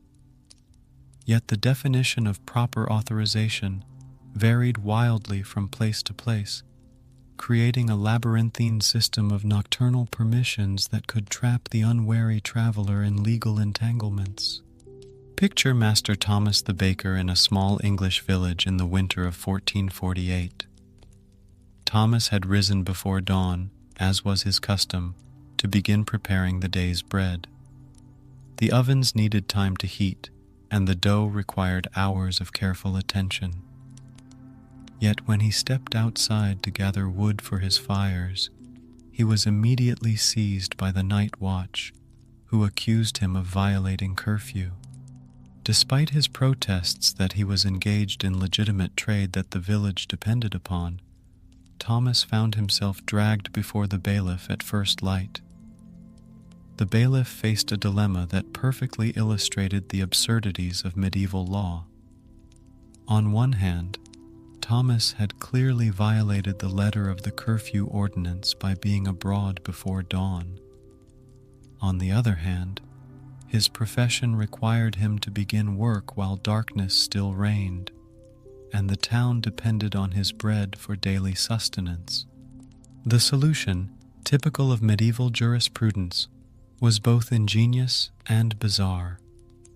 Thomas was fined for his violation, but granted a special license to be abroad before dawn, provided he carried a blessed candle from the church and recited 3 Hail Marys if challenged by the watch. This religious component was seen as purifying his nocturnal activities and protecting both him and the community from the spiritual dangers associated with darkness. The enforcement of curfew laws fell to the night watch, a peculiar institution that embodied many of the contradictions inherent in medieval justice. These men, often volunteers or conscripts from the local population, were charged with maintaining order during the most lawless hours, yet they themselves operated in a legal gray area, wielding authority that was both absolute and tenuous. A watchman could detain, question, and even arrest citizens, but his actions were subject to review by daylight authorities who might have little sympathy for the challenges of nocturnal law enforcement. The complex social dynamics of small communities meant that watchmen often found themselves policing their neighbors, creating tensions that could persist for years after particular incidents. Master John the Watchman in the village of Little Wickham faced exactly this problem in 1456 when he arrested his own brother-in-law, William, for being abroad after curfew. William had been returning from a neighboring village where he had been caring for a sick relative, but he lacked the written pass that would have authorized his nocturnal travel. The arrest created a family crisis that extended far beyond its immediate legal implications. William's wife, John's sister, accused John of using his authority to settle personal grievances. Other family members took sides, and the entire extended family became divided over what should have been a simple matter of law enforcement. The magistrate who heard the case tried to balance legal requirements with family harmony. William was technically guilty of violating curfew, but his mission of mercy provided mitigating circumstances. The final judgment required William to pay a modest fine, while John was privately censured for poor judgment in arresting a family member for such a minor violation.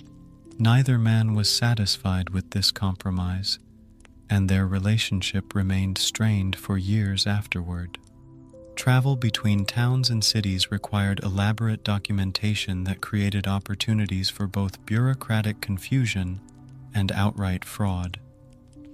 Merchants, pilgrims, and other legitimate travelers had to obtain passes from local authorities, specifying their destinations, purposes, and permitted routes.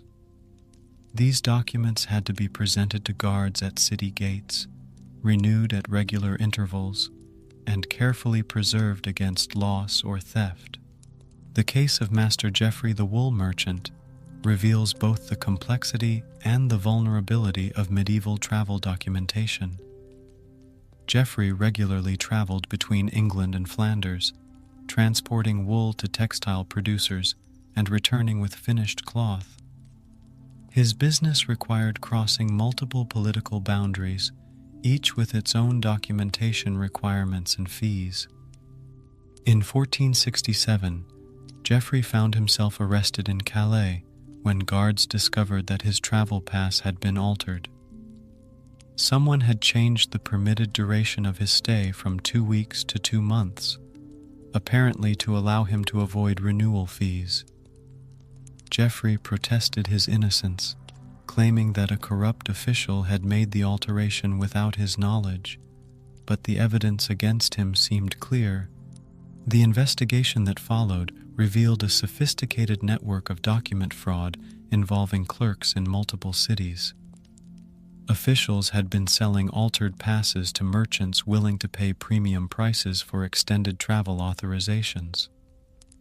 Geoffrey had been caught up in this scheme through no fault of his own, but proving his innocence required testimony from witnesses in 3 different countries.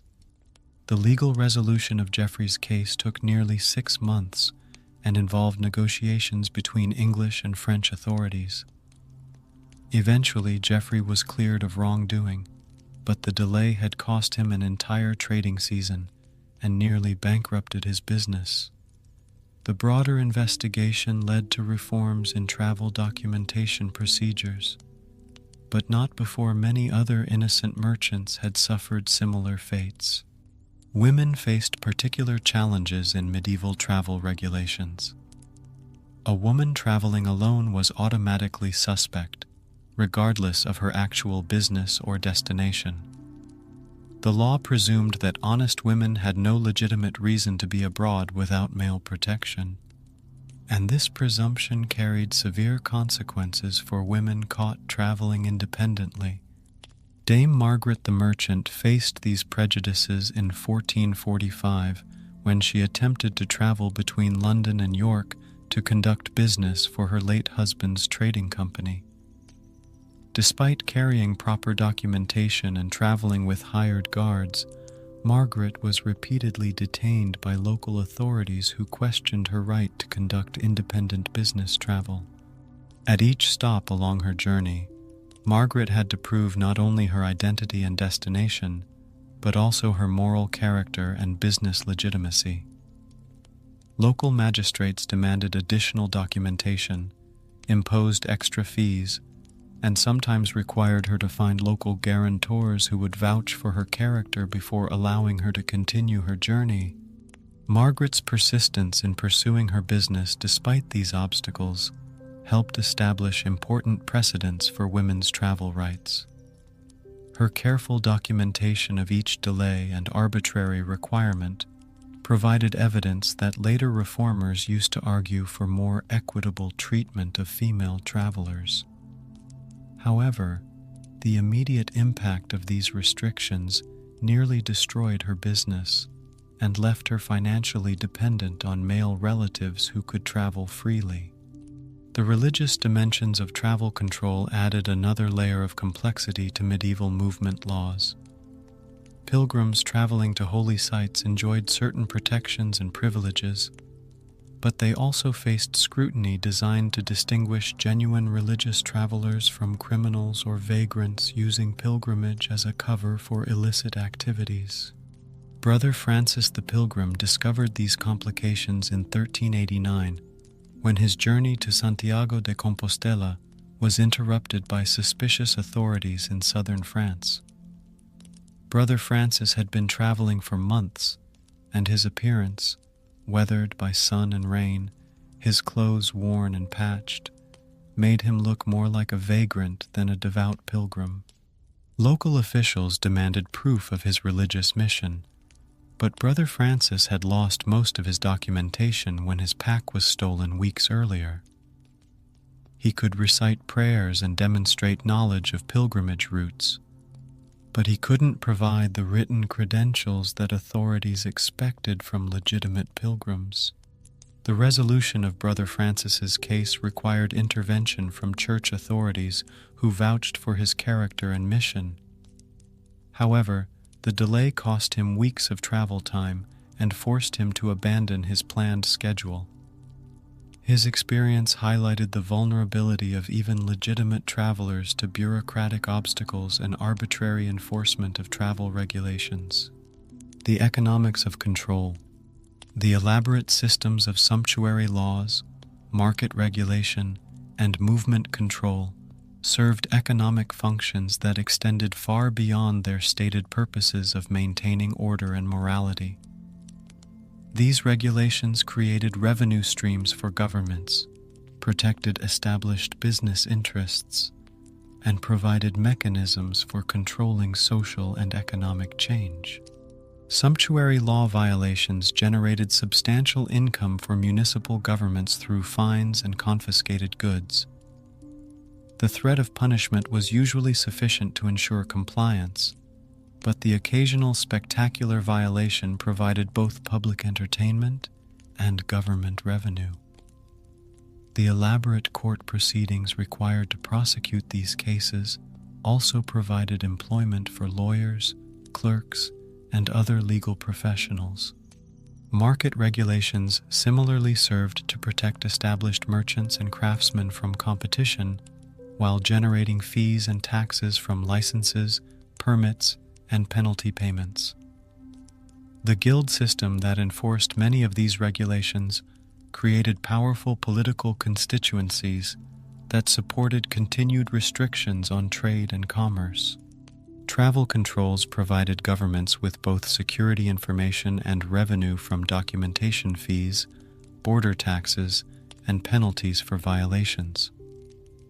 The bureaucratic apparatus required to administer these systems employed thousands of clerks, guards, and officials throughout medieval Europe. The economic interests supporting these regulatory systems help explain their persistence despite their obvious inefficiencies and frequent unfairness. Merchants might complain about travel restrictions, but established traders benefited from barriers that prevented new competitors from entering their markets. Nobles might find sumptuary laws socially awkward, but they preserved the visible distinctions that justified noble privilege and prevented social confusion. Conclusion: the price of order. As you settle into peaceful sleep tonight, consider how these medieval systems of legal control shaped the daily lives of ordinary people in ways that extended far beyond their immediate legal implications. The sumptuary laws that dictated clothing choices reinforced social hierarchies, while revealing the anxieties of a changing world where wealth was beginning to challenge birth as the primary marker of social status. The elaborate market regulations that governed medieval commerce created both protection and restriction for traders and consumers. While these laws prevented fraud and maintained quality standards, they also limited innovation and economic growth in ways that helped preserve existing social structures. The movement controls that restricted medieval travel reflected both practical security concerns and deeper fears about social mobility and change. By controlling who could go where and when, authorities maintained information about population movements while limiting opportunities for social and economic advancement. These strange laws remind us that legal systems always serve multiple purposes beyond their stated goals. The medieval world's elaborate regulations about clothing, commerce, and movement created a framework for social control that maintained stability while limiting individual freedom in ways that seem almost incomprehensible to modern minds. Yet these systems also laid groundwork for many aspects of modern legal and commercial regulation. The guild system's emphasis on quality control and professional standards influenced the development of modern consumer protection laws. The documentation requirements for medieval travel helped establish principles of identification and authorization that continue to govern movement across borders today. Rest well tonight, knowing that the strange world of medieval legal control represents one chapter in humanity's ongoing effort to balance individual freedom with social order, economic opportunity with stability, and innovation with tradition. The solutions medieval people developed may seem bizarre to us now, but they addressed real problems that continue to challenge legal systems and societies throughout the world.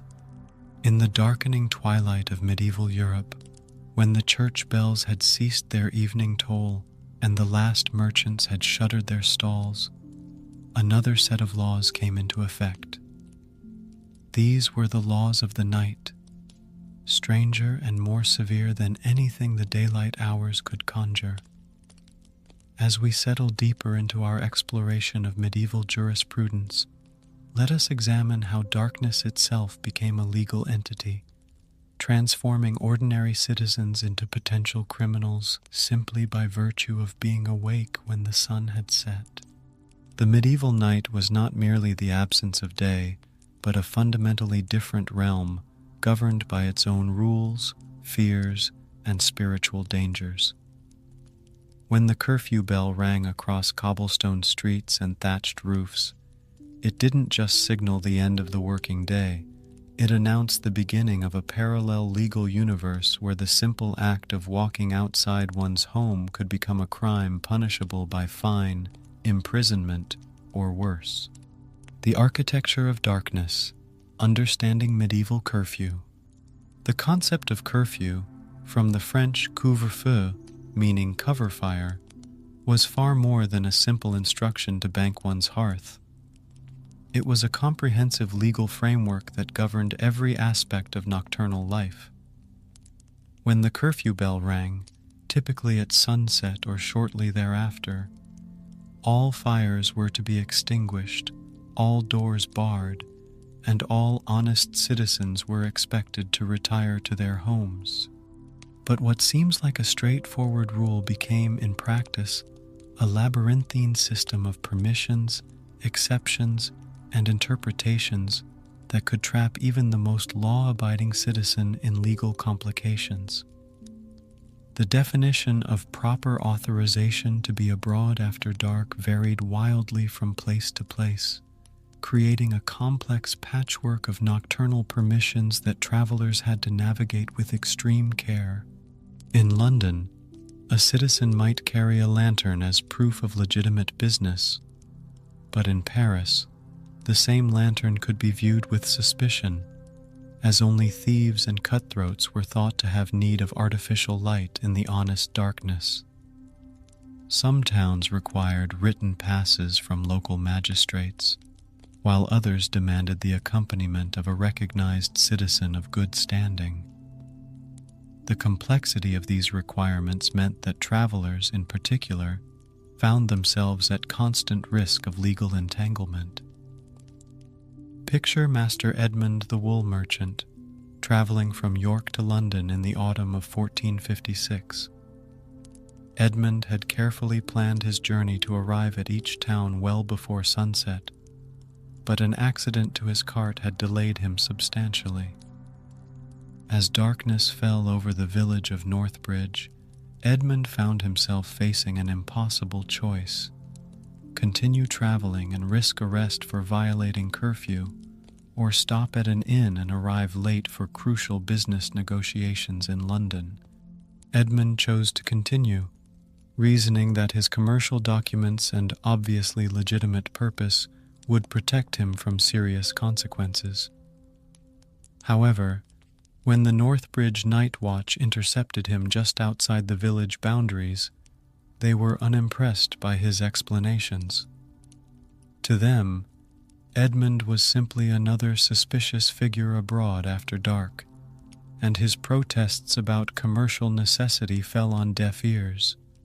The watch captain, Master William, was a cautious man who had seen too many thieves and vagrants attempt to explain away their nocturnal presence with elaborate stories. Edmund's fine clothes and valuable cart actually made him more suspicious in William's eyes. What honest merchant would risk valuable goods by traveling after dark unless he had something to hide? Edmund spent the night in the village lockup, a damp stone building that served as both jail and storage shed.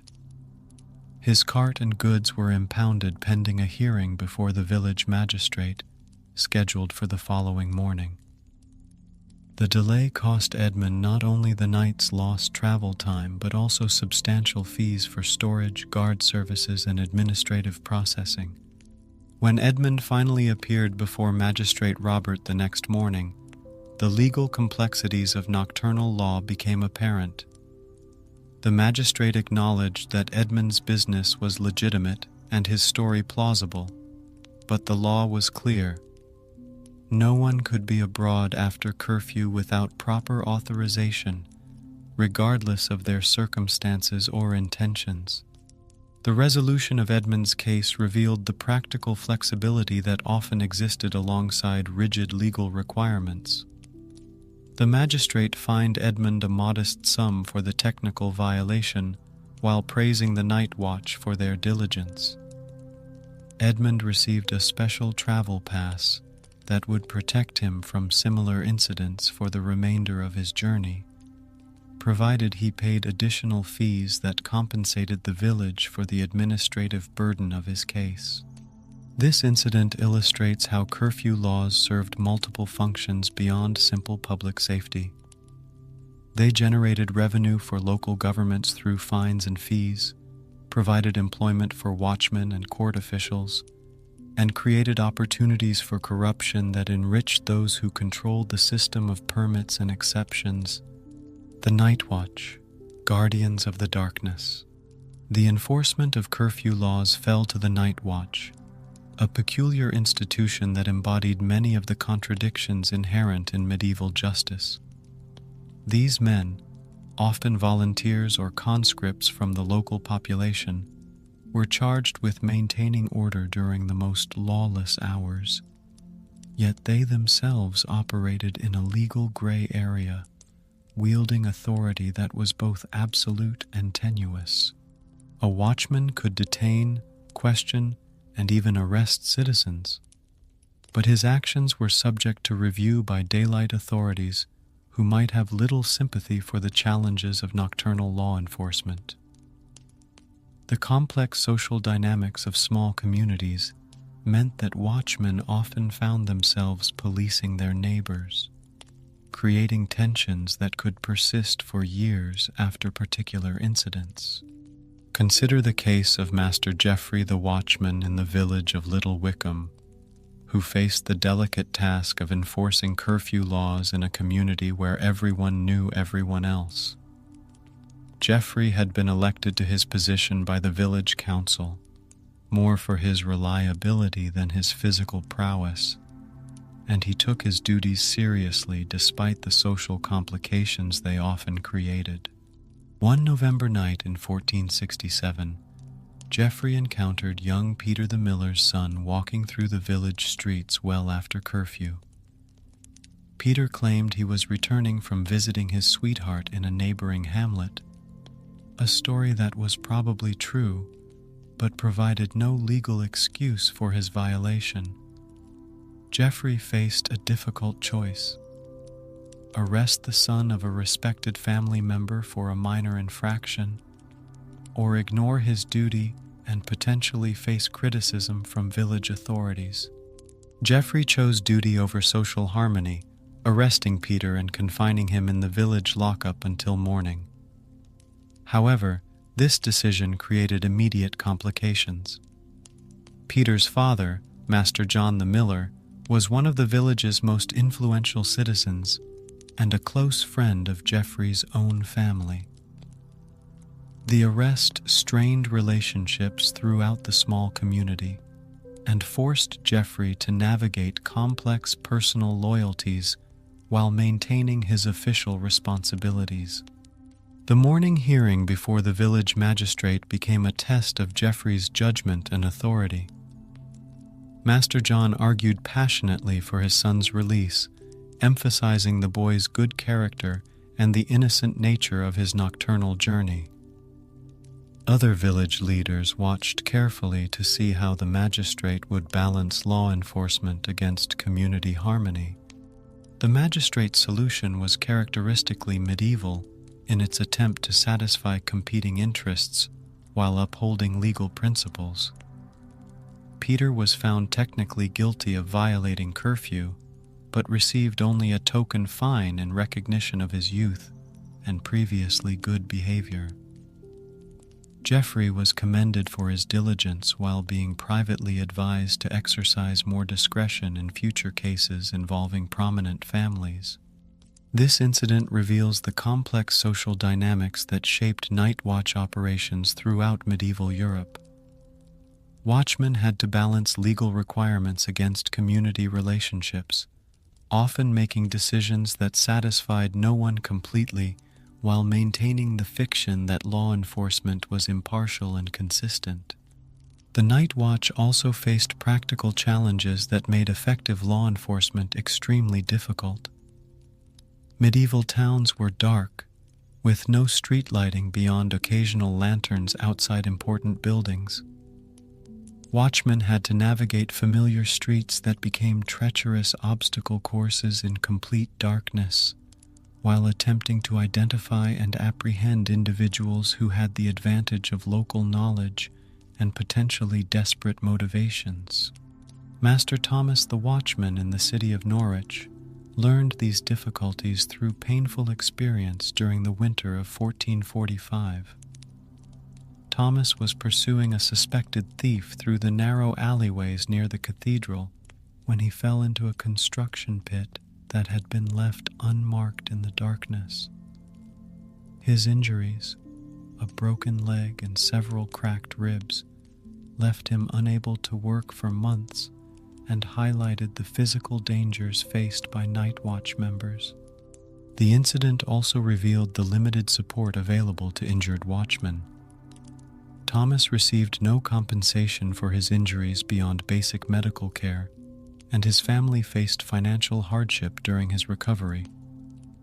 The suspected thief escaped during Thomas's accident and was never apprehended, making the entire episode seem pointless as well as costly. These practical difficulties contributed to a general reluctance among citizens to serve in the night watch, despite legal requirements that often made such service mandatory. Many communities struggled to maintain adequate nocturnal patrols, leading to inconsistent enforcement of curfew laws that undermined their effectiveness as deterrents to criminal activity. The theater of nocturnal justice. The punishment for curfew violations often reflected the medieval obsession with public humiliation as a deterrent. Those caught breaking curfew might find themselves sentenced to spend the following night in the stocks, publicly displayed as examples of law-breaking. Others were required to carry lanterns through the town for a specified period, essentially marking themselves as former curfew violators. These penalties served the dual purpose of punishment and advertisement, warning other citizens of the consequences of nocturnal transgression. The theatrical nature of these punishments transformed law enforcement into public entertainment, drawing crowds who came to witness the consequences of challenging authority. Dame Margaret the Alewife experienced this public theater firsthand in 1423 when she was caught outside her tavern after curfew, attempting to clean up after a particularly rowdy evening of customers.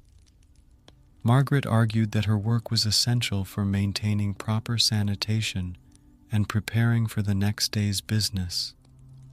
But the night watch was unmoved by her practical concerns. Margaret's punishment was designed to maximize both humiliation and deterrent effect. She was sentenced to spend 3 consecutive nights sitting in the village stocks, wearing a sign that detailed her crime and warning others about the consequences of curfew violation. During the day, she was required to carry a large lantern through the market square, announcing her status as a curfew violator to anyone who would listen. The psychological impact of this punishment extended far beyond its immediate humiliation. Margaret's reputation in the community suffered lasting damage, affecting her business and social relationships for years afterward. Customers began to question her judgment and reliability, while other merchants used her example to demonstrate their own superior law-abiding character.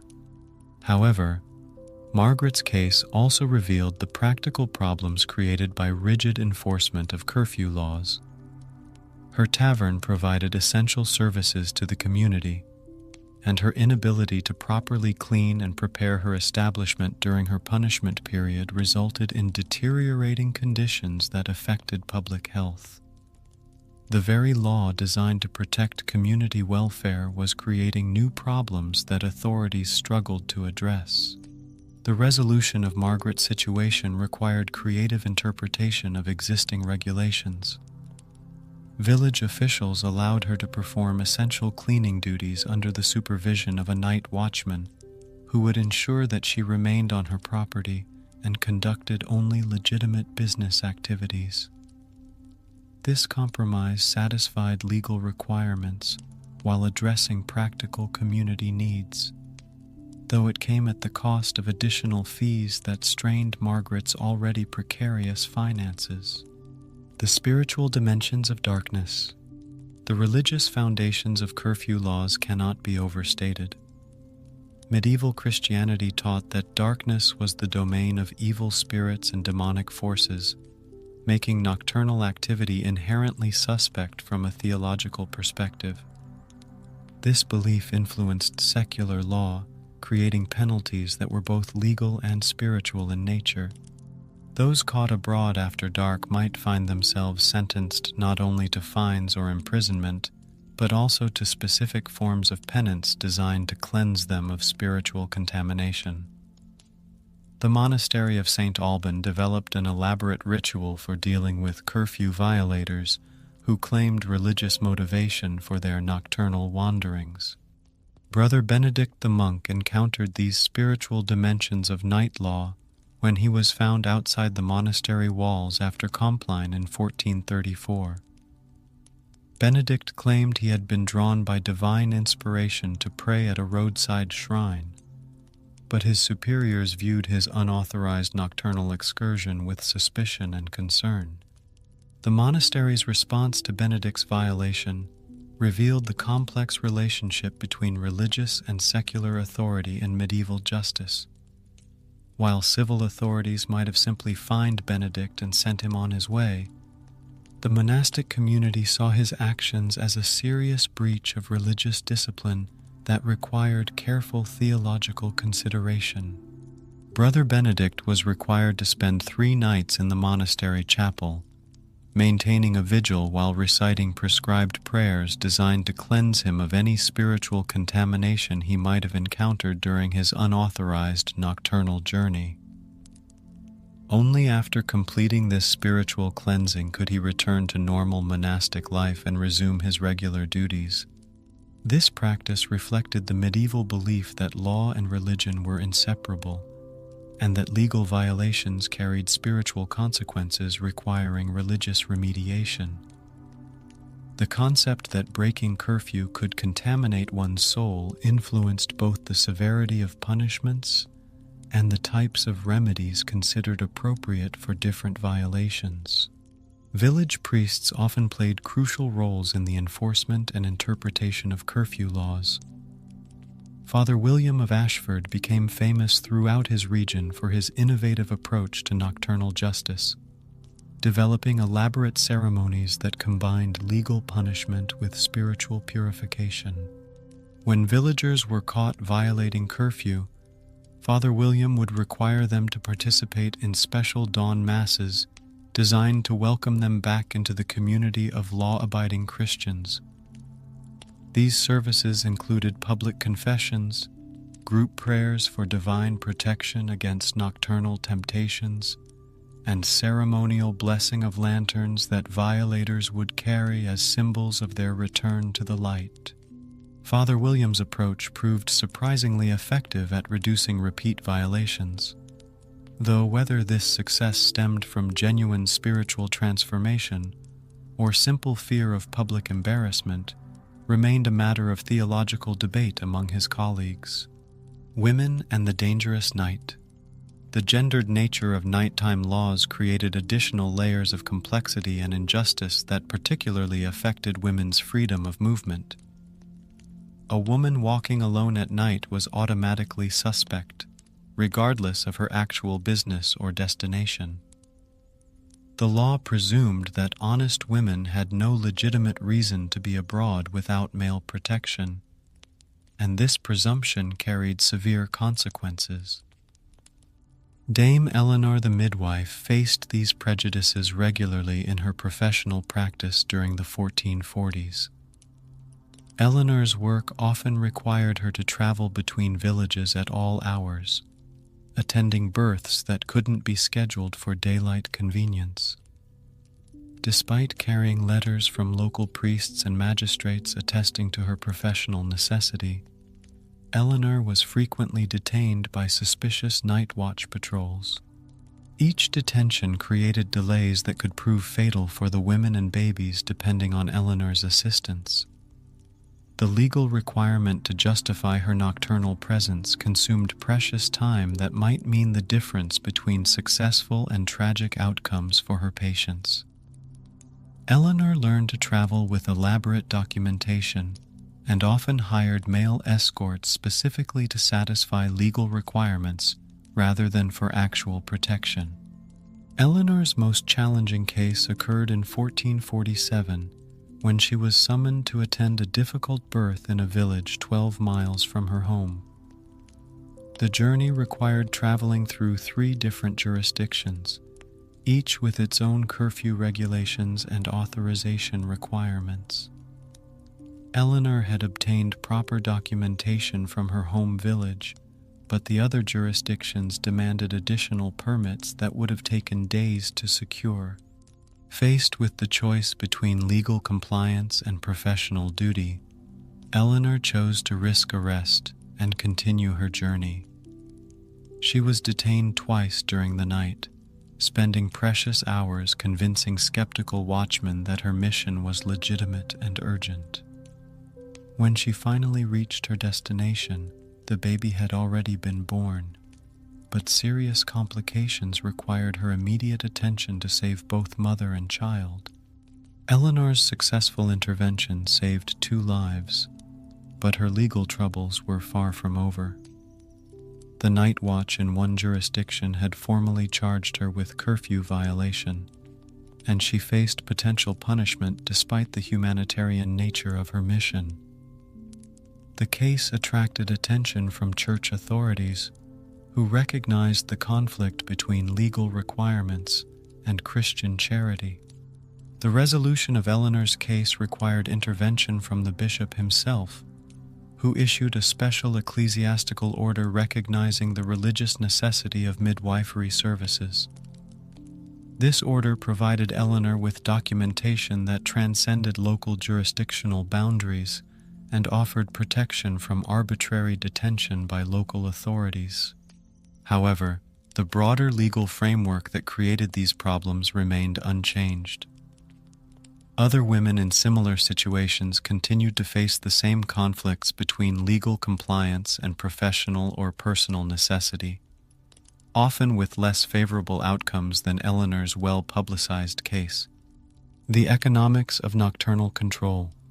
The elaborate systems of curfew enforcement created significant economic opportunities and burdens that shaped medieval urban life in ways that extended far beyond simple law enforcement. The night watch required funding, equipment, and administrative support that represented substantial municipal expenses, while fines and fees from curfew violations provided important revenue streams for local governments. Cities competed to offer more flexible curfew policies that would attract merchants and travelers, while maintaining enough restriction to satisfy local concerns about public safety and moral order.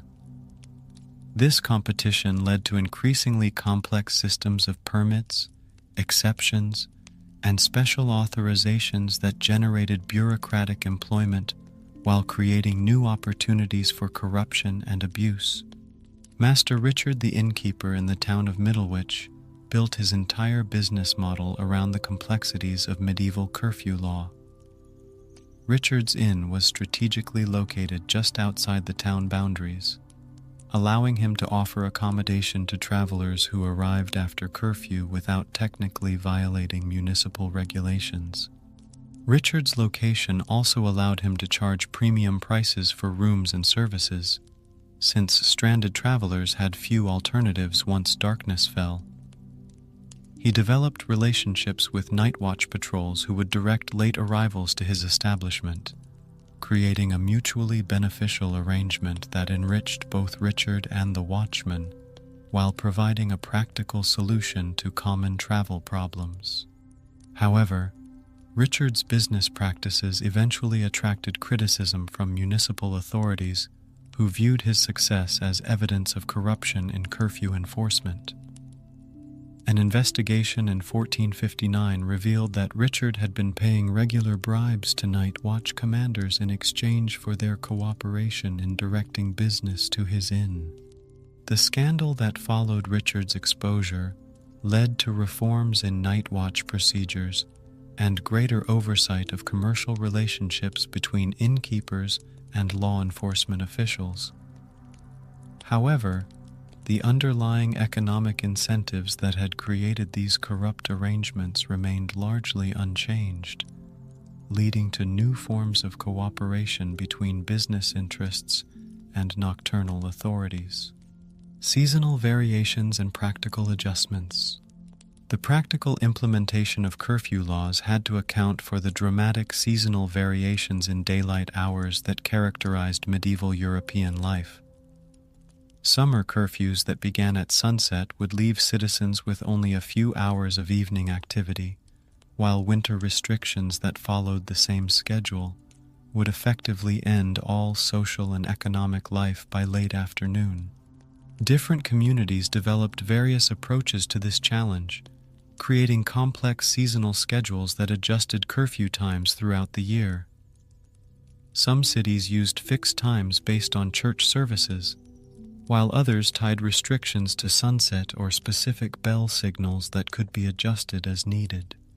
The village of Thornbridge developed one of the most sophisticated seasonal curfew systems in medieval England, using a complex calculation that combined sunset times with seasonal economic needs.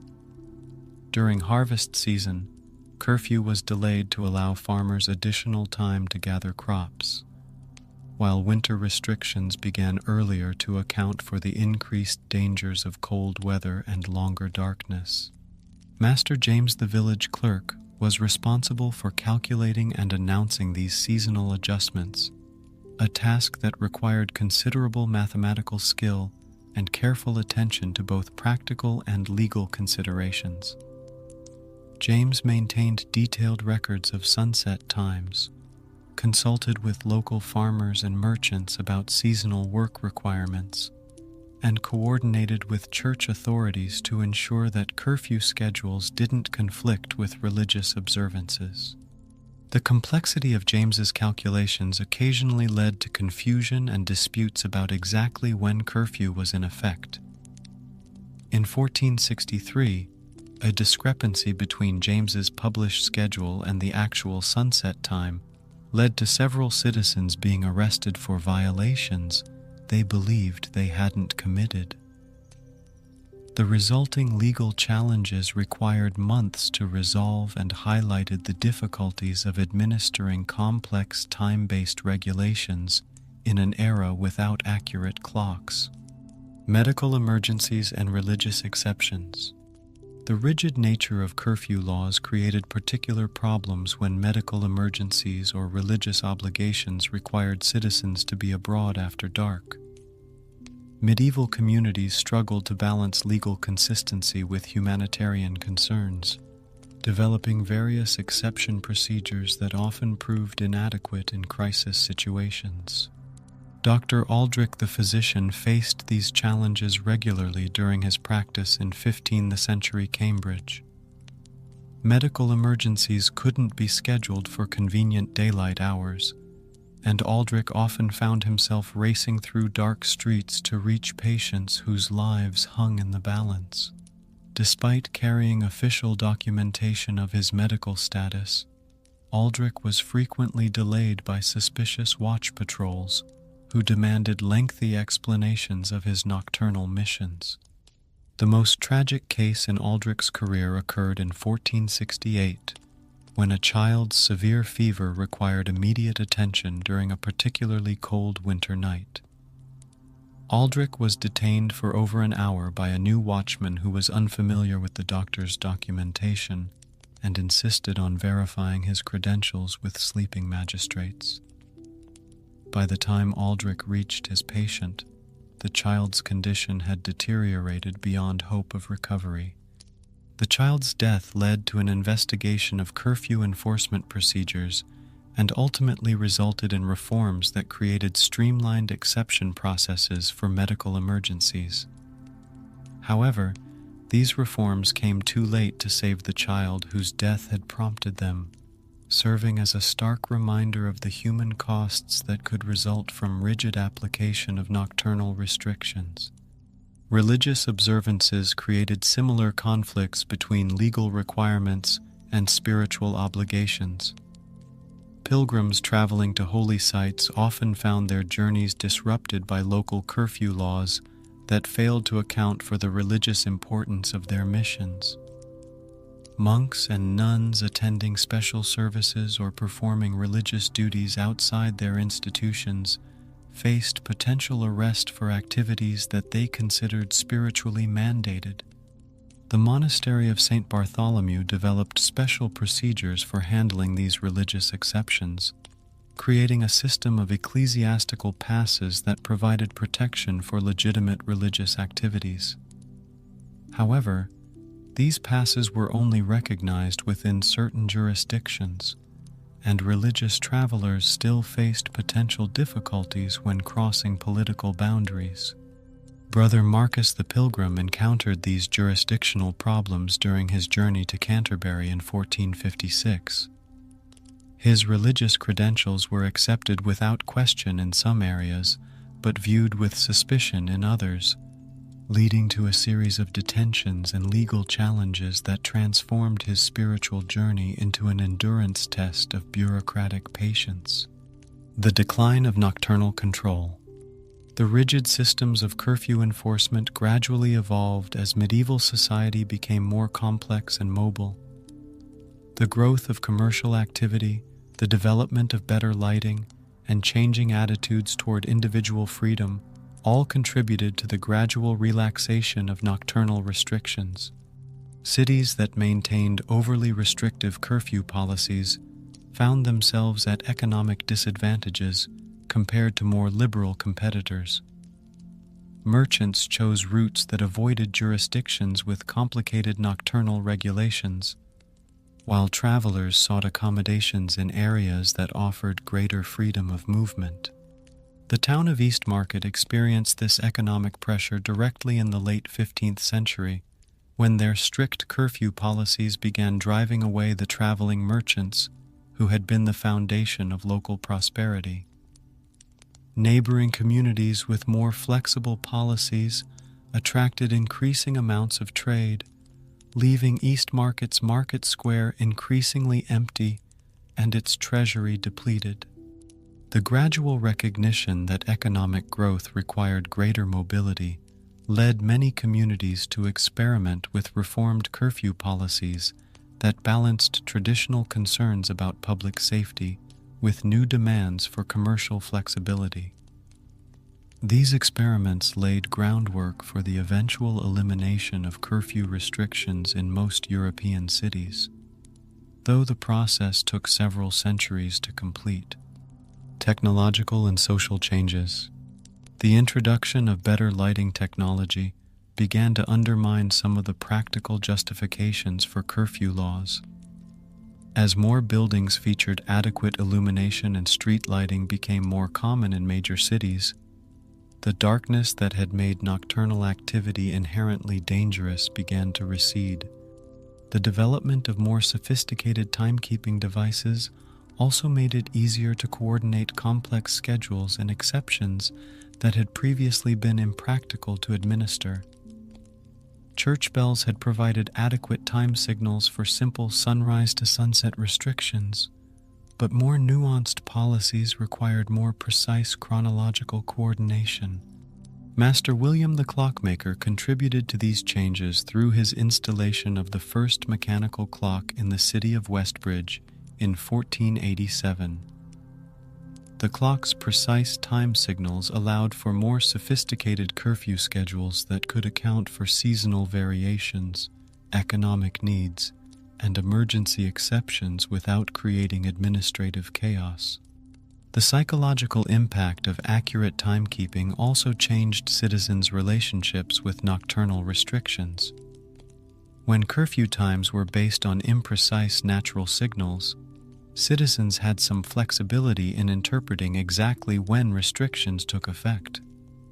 Mechanical clocks eliminated this ambiguity, creating more precise legal requirements but also highlighting the arbitrary nature of specific time-based restrictions. Legacy and reflection.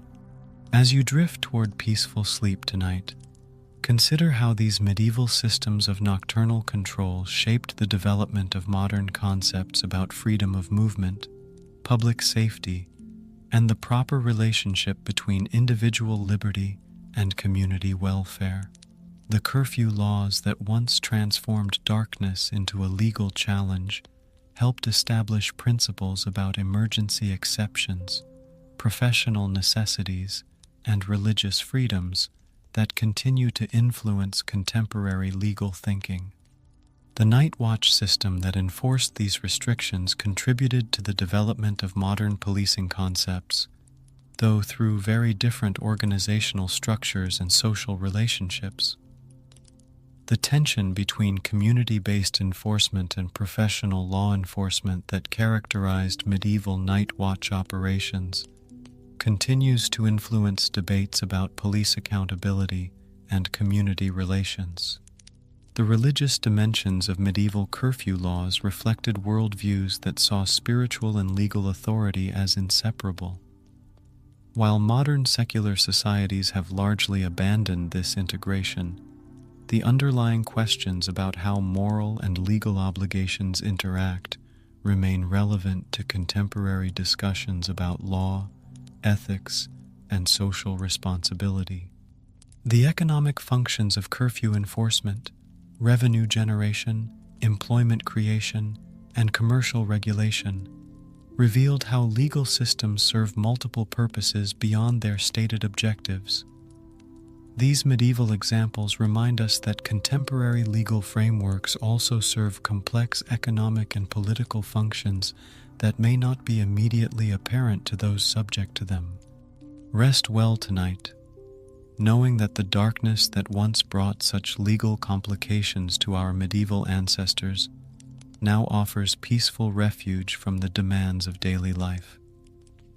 The strange world of nocturnal law enforcement has evolved into modern systems that, while imperfect, generally recognize the fundamental human right to move freely without regard to the time of day.